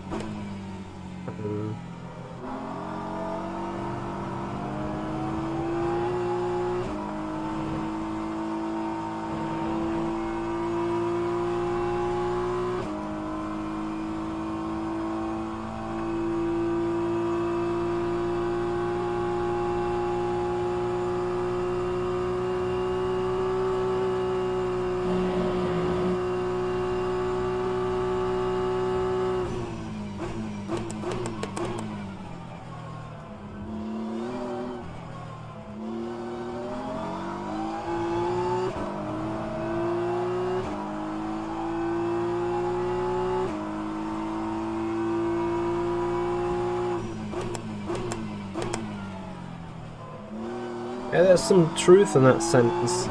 It's not like that we're immediately dead, but certainly when you're in the zone, you're just doing. You are not.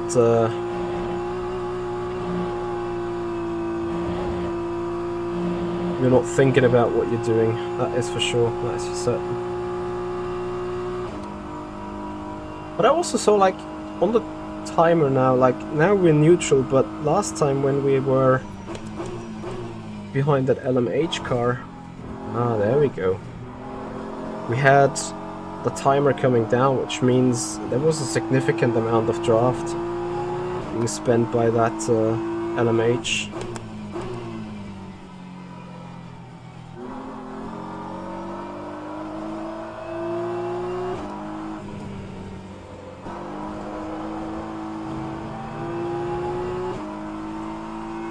But whatever I'm doing,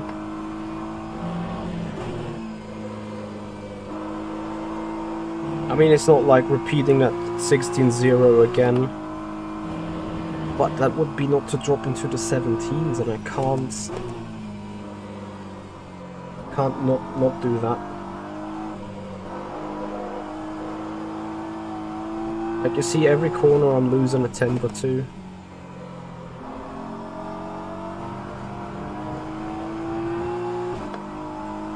Nope, Yanni is on a different team. Yanni and me, we are former teammates. We are not teammates, as he's racing for Rafa Esports, and I'm just minding my own business, really. Like, I'm racing with the Winchik guys, because that was a good experience last year for Le Mans. And we have roughly the same pace all around.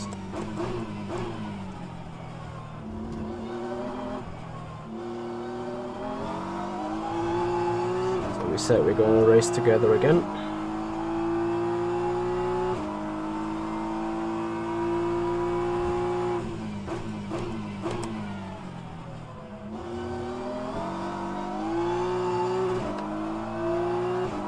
I bounced into the limiter. Okay.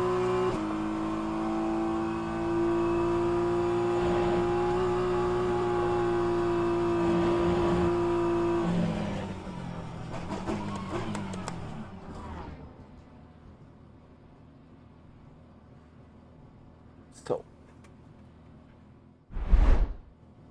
going to check a little bit on lap times.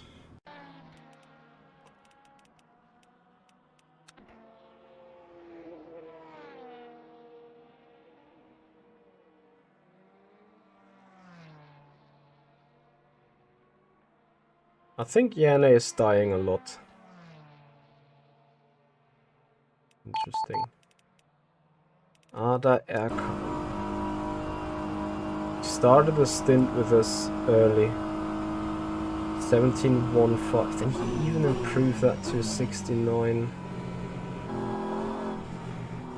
He's doing mid-17s on that hard.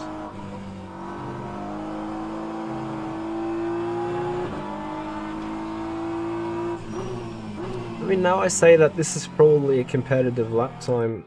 If I'm looking at my owns, 17 mid, 18 low, 17 high.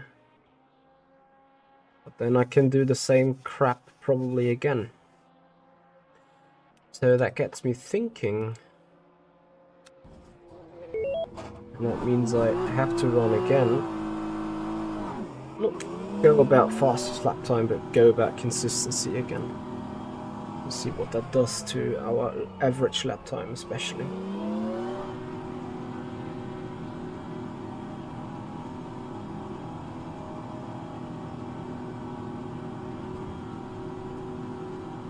Where is the button? Yeah, Cam, sorry.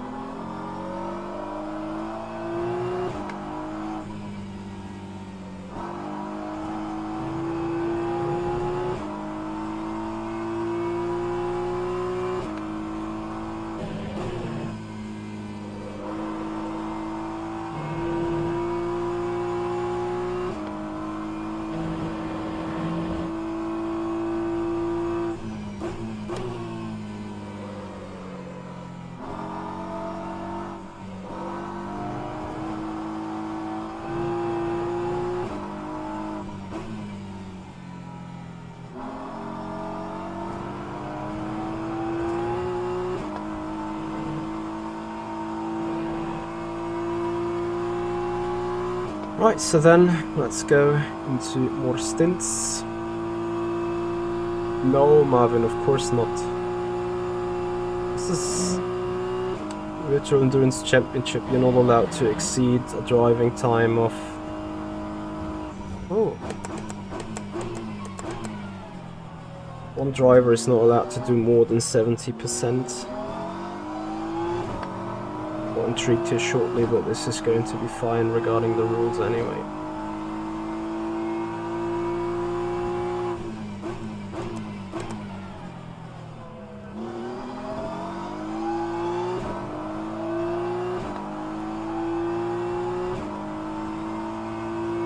Yes, come on, go for it. Awesome stuff.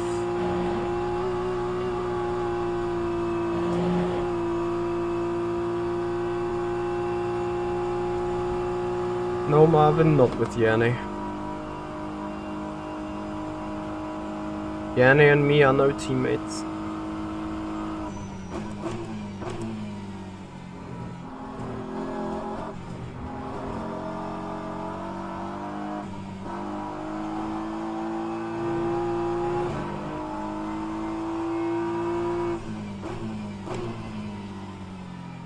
All we need to see, it is either Martin doing 2 stints and me 1, or the other way around. We will see tomorrow about that, I assume.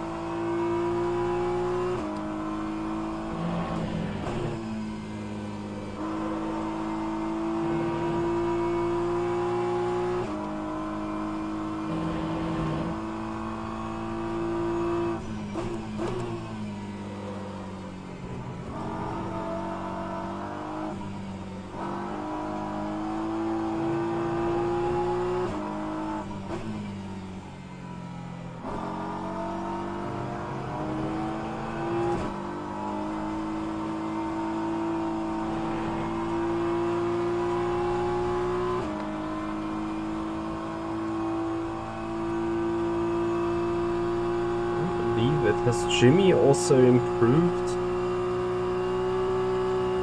draft for that LMP2 cars? It's crazy. Couldn't remember that they were spending that much of a draft that far back.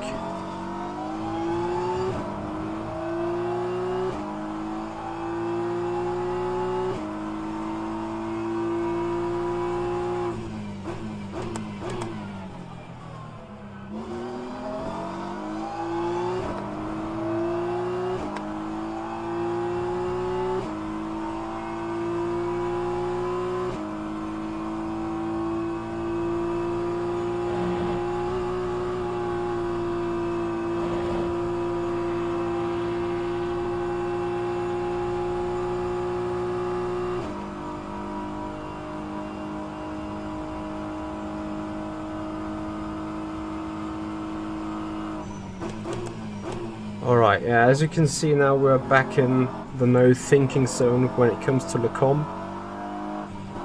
So that's very good, very nice, very welcomed.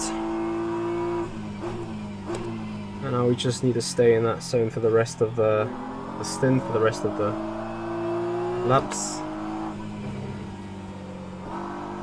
Because that means that you've completely understood and processed the track. The more automatism happens, the more easy it's going to be for me to talk to you guys, to talk to the chat, to focus on different things. Like, obviously I don't need to focus on different things while driving in the first place, but it's just a mental capacity thing, and that is like really nice. At some point you're just not thinking about to brake for a certain turn, you just do it. And then it becomes an automatism, and then your brain just frees up so much space for different activities, for different like you can shift your attention, you can shift your focus, and think clearly about a situation, such as a code 80, such as a damn, what am I gonna do with that fuel or that traffic situation. Imagine the stress when you are like, okay, I need to hit that apex very well now. I need to do that great. I need to do that perfect. And then you add traffic, you add a little bit of drama, or this situation where you need a quick decision. Forget it. You're roasted. Radiga, hello and welcome. There is a balance of performance by VEC applied to all the cars, yes.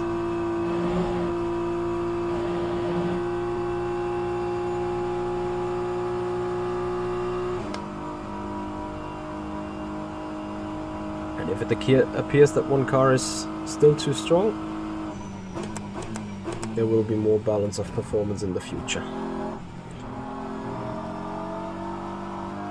Jimmy has always done that and probably will always do that, and that's fine.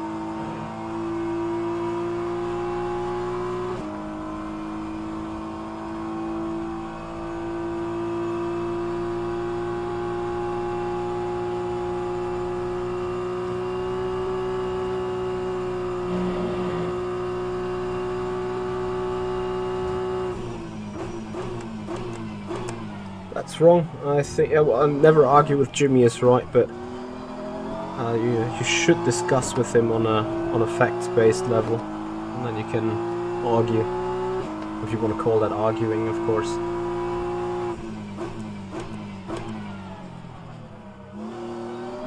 Generally, I'd say you're right. Never argue with the Jimmy.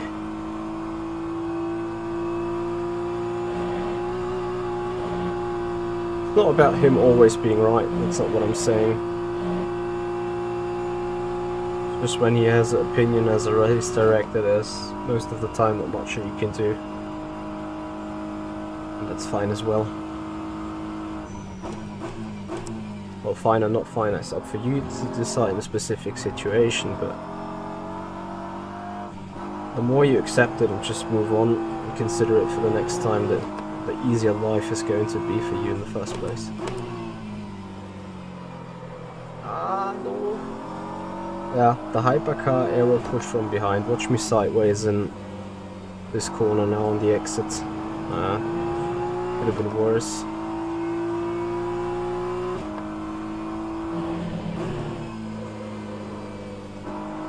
I guess the wake turbulence of such a hypercar is insane. No one is always right. That is the point.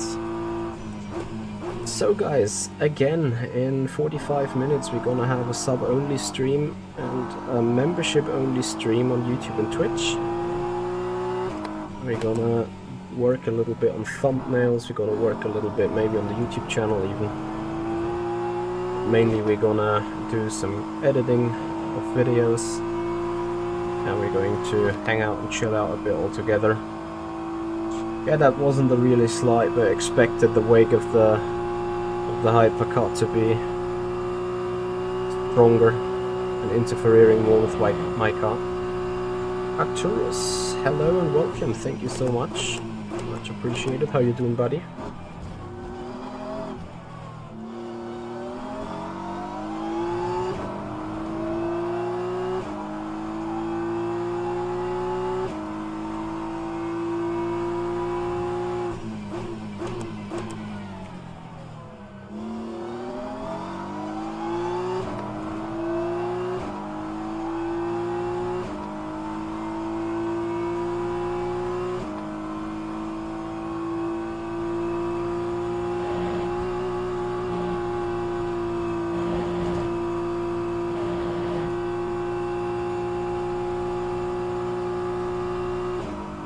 And of course, as much as we're doing a sub membership only stream today, this is not going to be a paywall for the future, of course.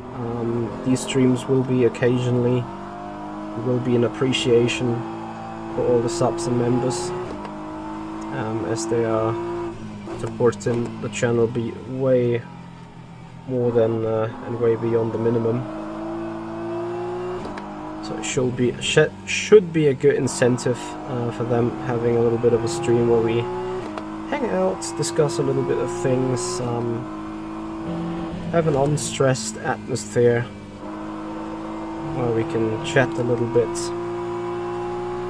And of course, it is a little bit of a value added if you are a member, if you are a subscriber on the channels.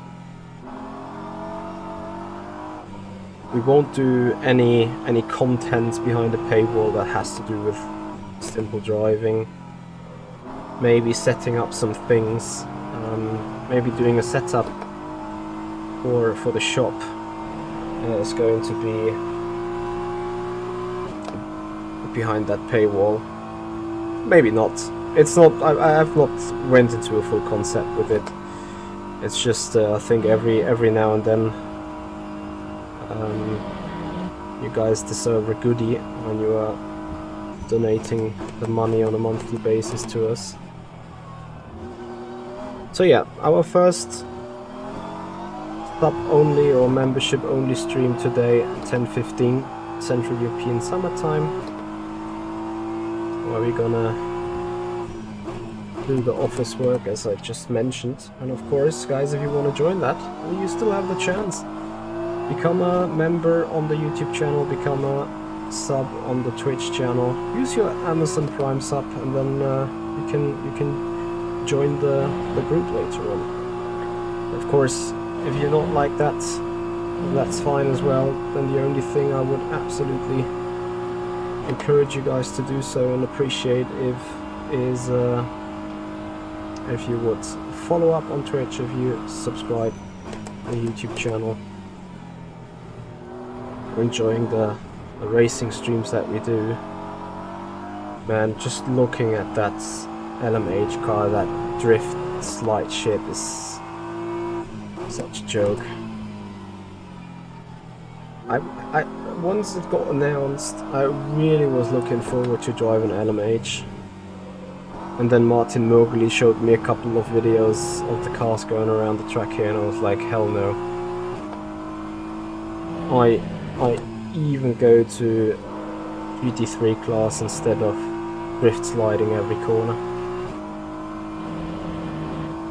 Yeah, the 6th gear is a fraud on the BMW.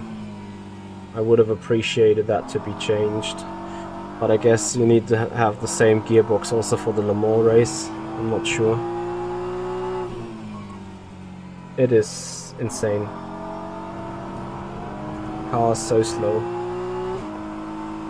Like, 5th gear almost feels like making the car explode, and then you shift to 6th, and then it's like someone is pulling the handbrake. Like, see how the car's screaming in 5th, and then you put 6th. Oh, where is all the power?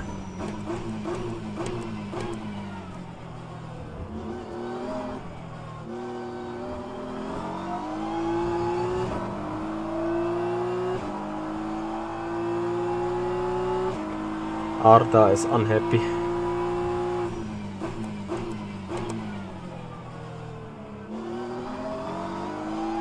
Perfect example for a perfect overtake. You can dive the inside or take the inside on the slower class car, but then you hold your line to not interfere with my braking zone. Both stay safe, both have their specific lanes, and everything is fine.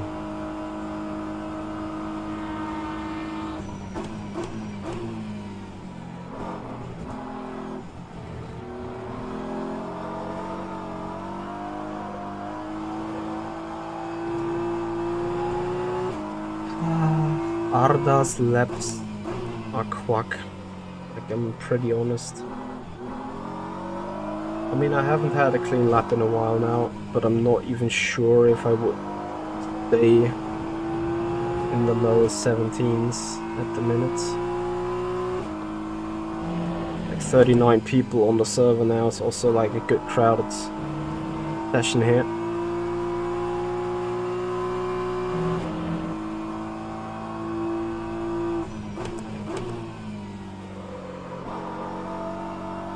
I keep sliding the rear way too much.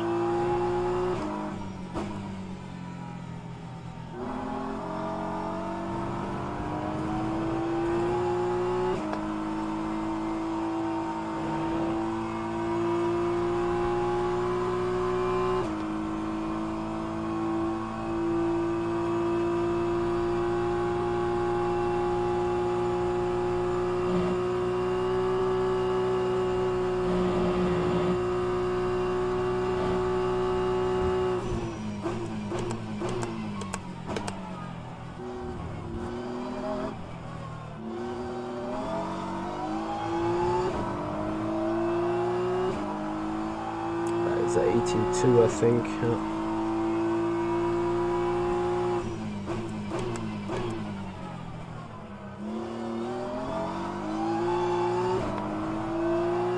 I don't know how many people will be in the race tomorrow. We will see when there is green, green, green.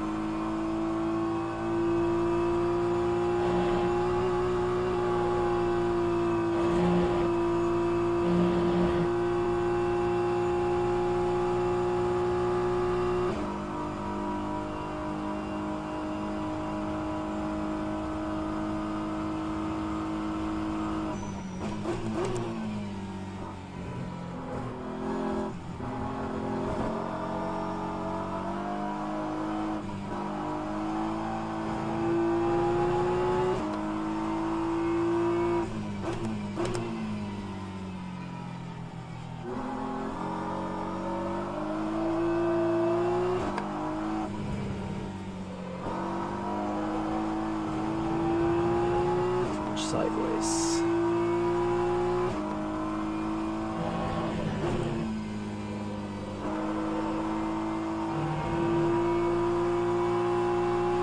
That's fine, Tanner. See you in a bit then on the membership stream.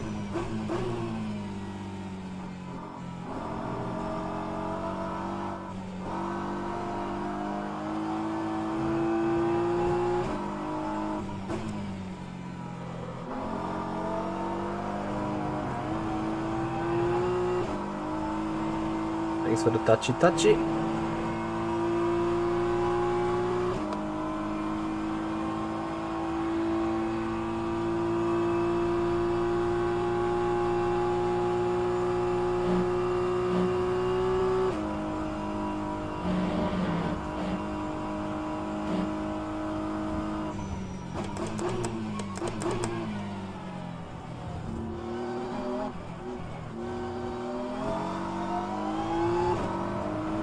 Mid-17s, this is just as good as it can be. 17.5.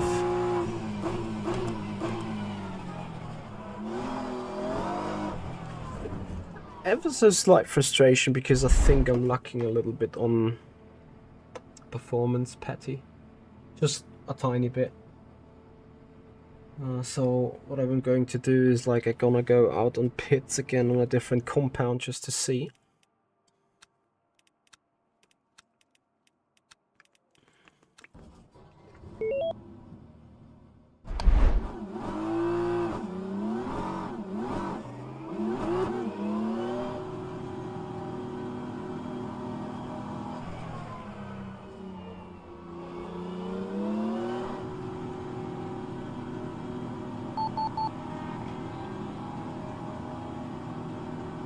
Right, so then last couple of laps for today. I've done medium runs so far, but now I'm trying to see what the hard is capable of doing in a non-pushed situation. But I think I don't know. Depends if the hard doesn't have a peak performance, but a steady long run performance. Could well be. Then it would be a feasible race tire. Or if this tire is still like simply off. Well, that is what we're going to find out now.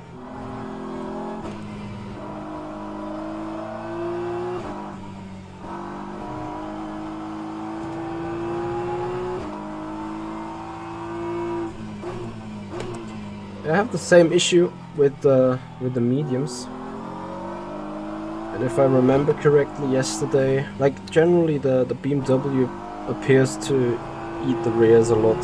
I'm not sure if you can somehow overcome that with just yeeting it on the front wheel like this. As you can see, like suddenly the car turns in, but this is obviously not the way that you want to drive the car. So I need to check what's going on there.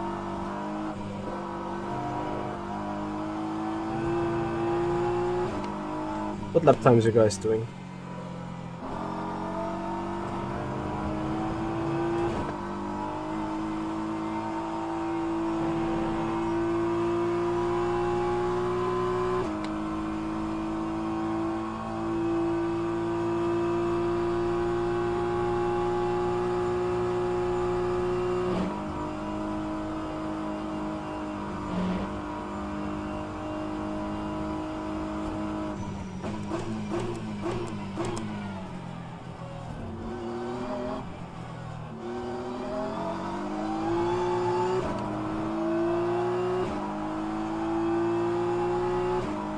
Yeah, but single push or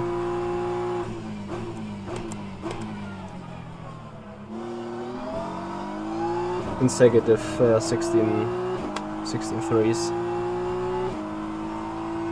Well, if you show outstanding performance tomorrow, then you maybe re-upload it to D1. I think Jimmy just put half of the BMWs into split 2. The default, not sure in which selection. Yeah, but again, if you beat everyone by over a minute tomorrow, there is a good chance that you be promoted to D1 if there's some other team dropping off.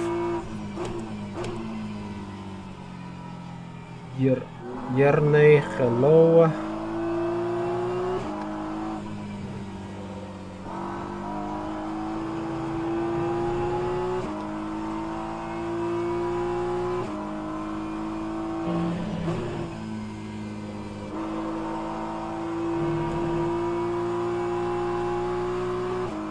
I already hear Yannick complain about the McLaren in the middle sector.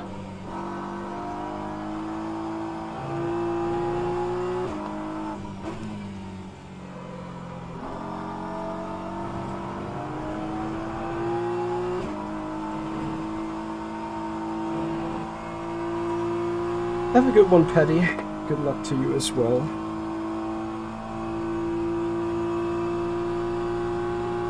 So guys, hands up, who of you is looking forward to the race tomorrow and looking forward to the race on Sunday on the Ultimate with the 2.4 hours?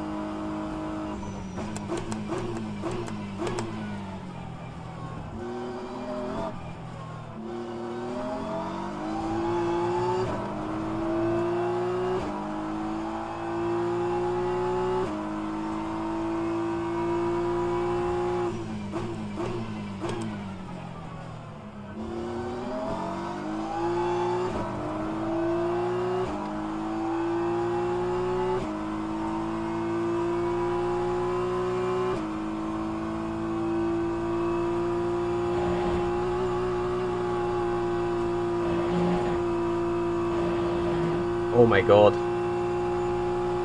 What the hell is Yannick driving as a McLaren? Have you seen? Like, he was just half a second back. It's not like super close. He completely died on the top of Radillon.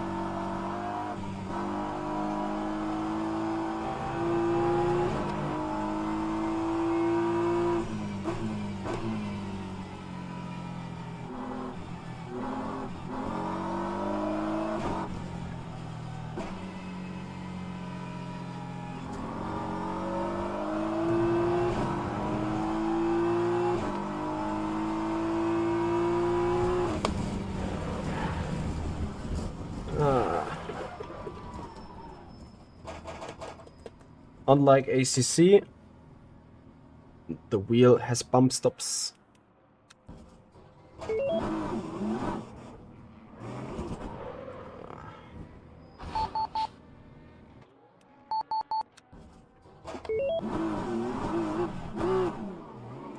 Okay, so last 60 seconds has just been completely brain dead.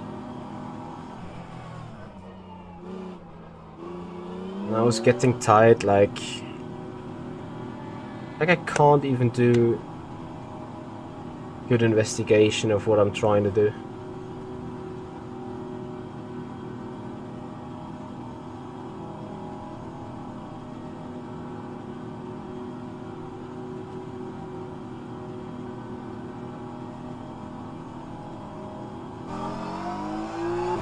Victor and me have our tete-a-tetes today. That wasn't me though.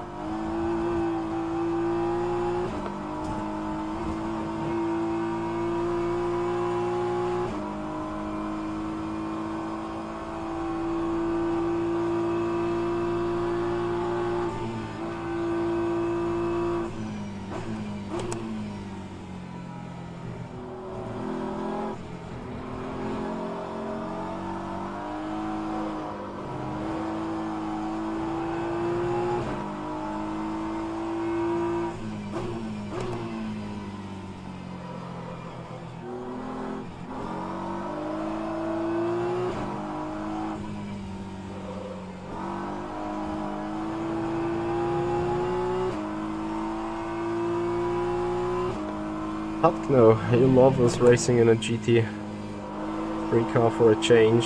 Yeah, I hear ya. I think it's the first ever time that I'm not in a top class car.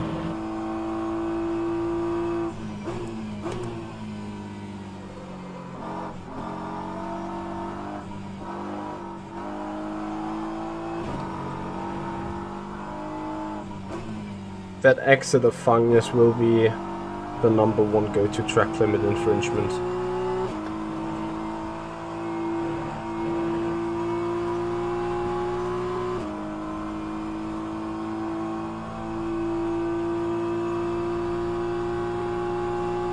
Porsche seemingly goes brrr on the straight line. Oof.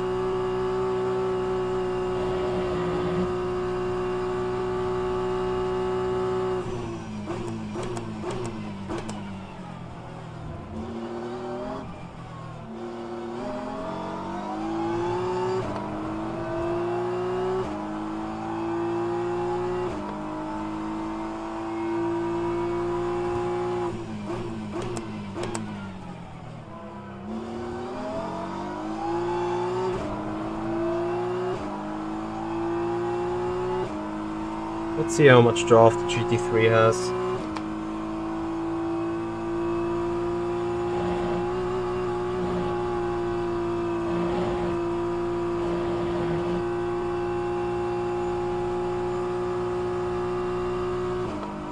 Close to none. Maybe 20,000.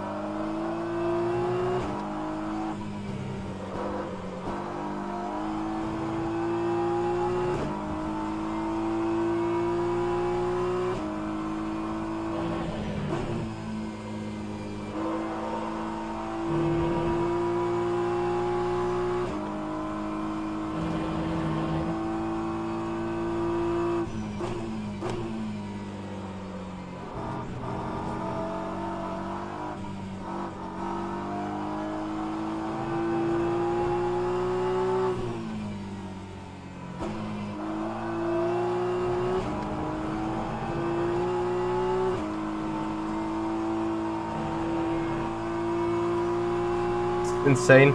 Not sure if it's a gearbox thing, or right now it's just a fuel thing, but Semi is just pulling away a full 10th here.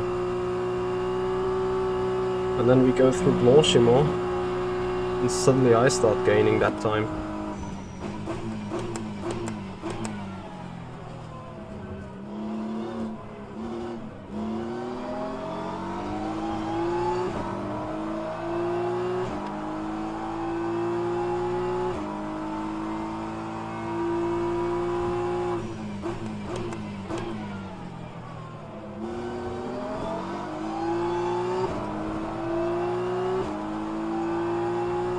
Look at that Porsche pulling away like it's a different class car. This is crazy.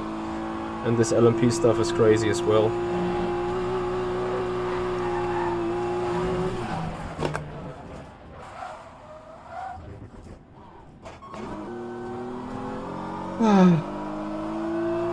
Done it again.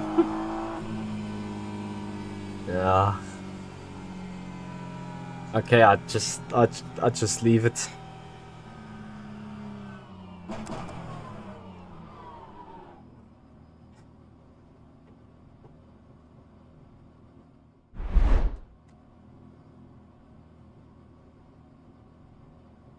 Ah, man.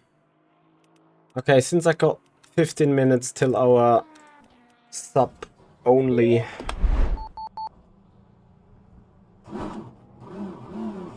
stream, I will give it another go with a single lap attempt. Yes, Jenkish. 360 in a different car as well. So can save a car in a Rouge for both hypercar and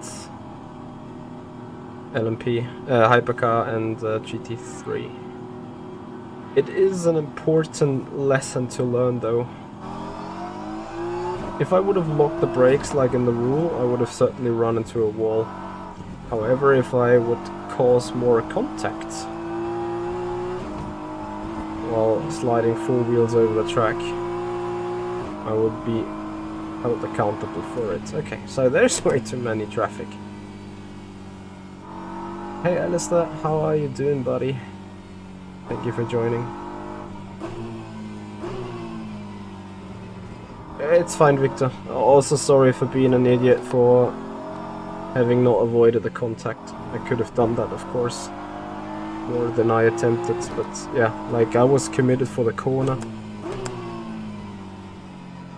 And yeah, just ran into your back. I'm also sorry for the touchy in the pits. That was fully on me, like that the BMW having a shit auto clutch so that it boxed down, it took just way too much brain capacity. So sorry from my end for the pit roads infringement. Yeah, that was me as well. That's why I said sorry. I was completely bamboozled by, like, you know, you get into the car and you press throttle and the car goes room, and then 2 kph, 3 kph, 4 kph, like a city scooter is accelerating harder than this car when it hits that clutch thing. I'm sorry. Alright guys, 1 or 2 more laps. We're letting that LMP by, and then there is GT3 coming, but we're gonna stay ahead of that. And then we're going for a final push lap.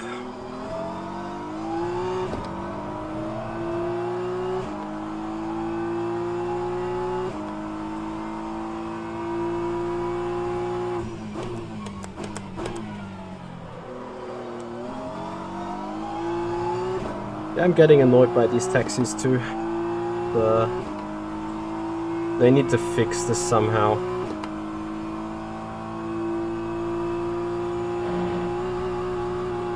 Nice. Comes an LMP or something like that out of the pit, so that might be destroyed as well after all. No, Alistair, I've been not doing iRacing at all lately. Why? Have you seen my name there? Say that can't be.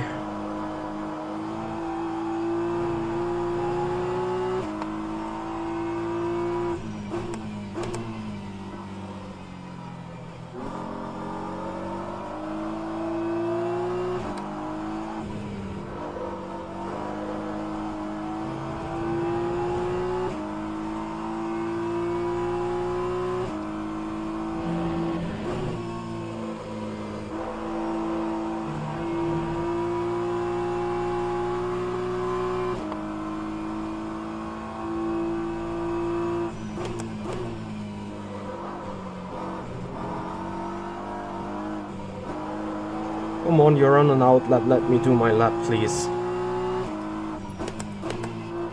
Thank you.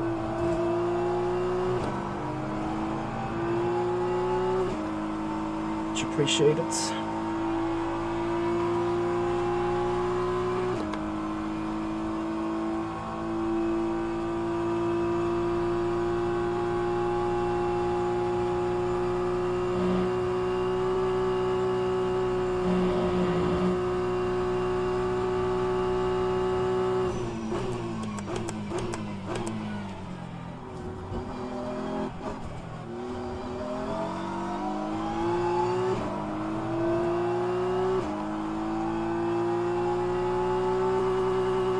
Yep, I'm doing VEC in a GT3 this year.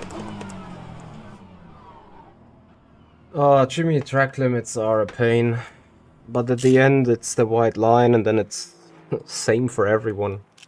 We know the pain though. So I think it's okay. I see, Alistair, I see. Yeah, maybe at some point more iRacing in the future, I don't know.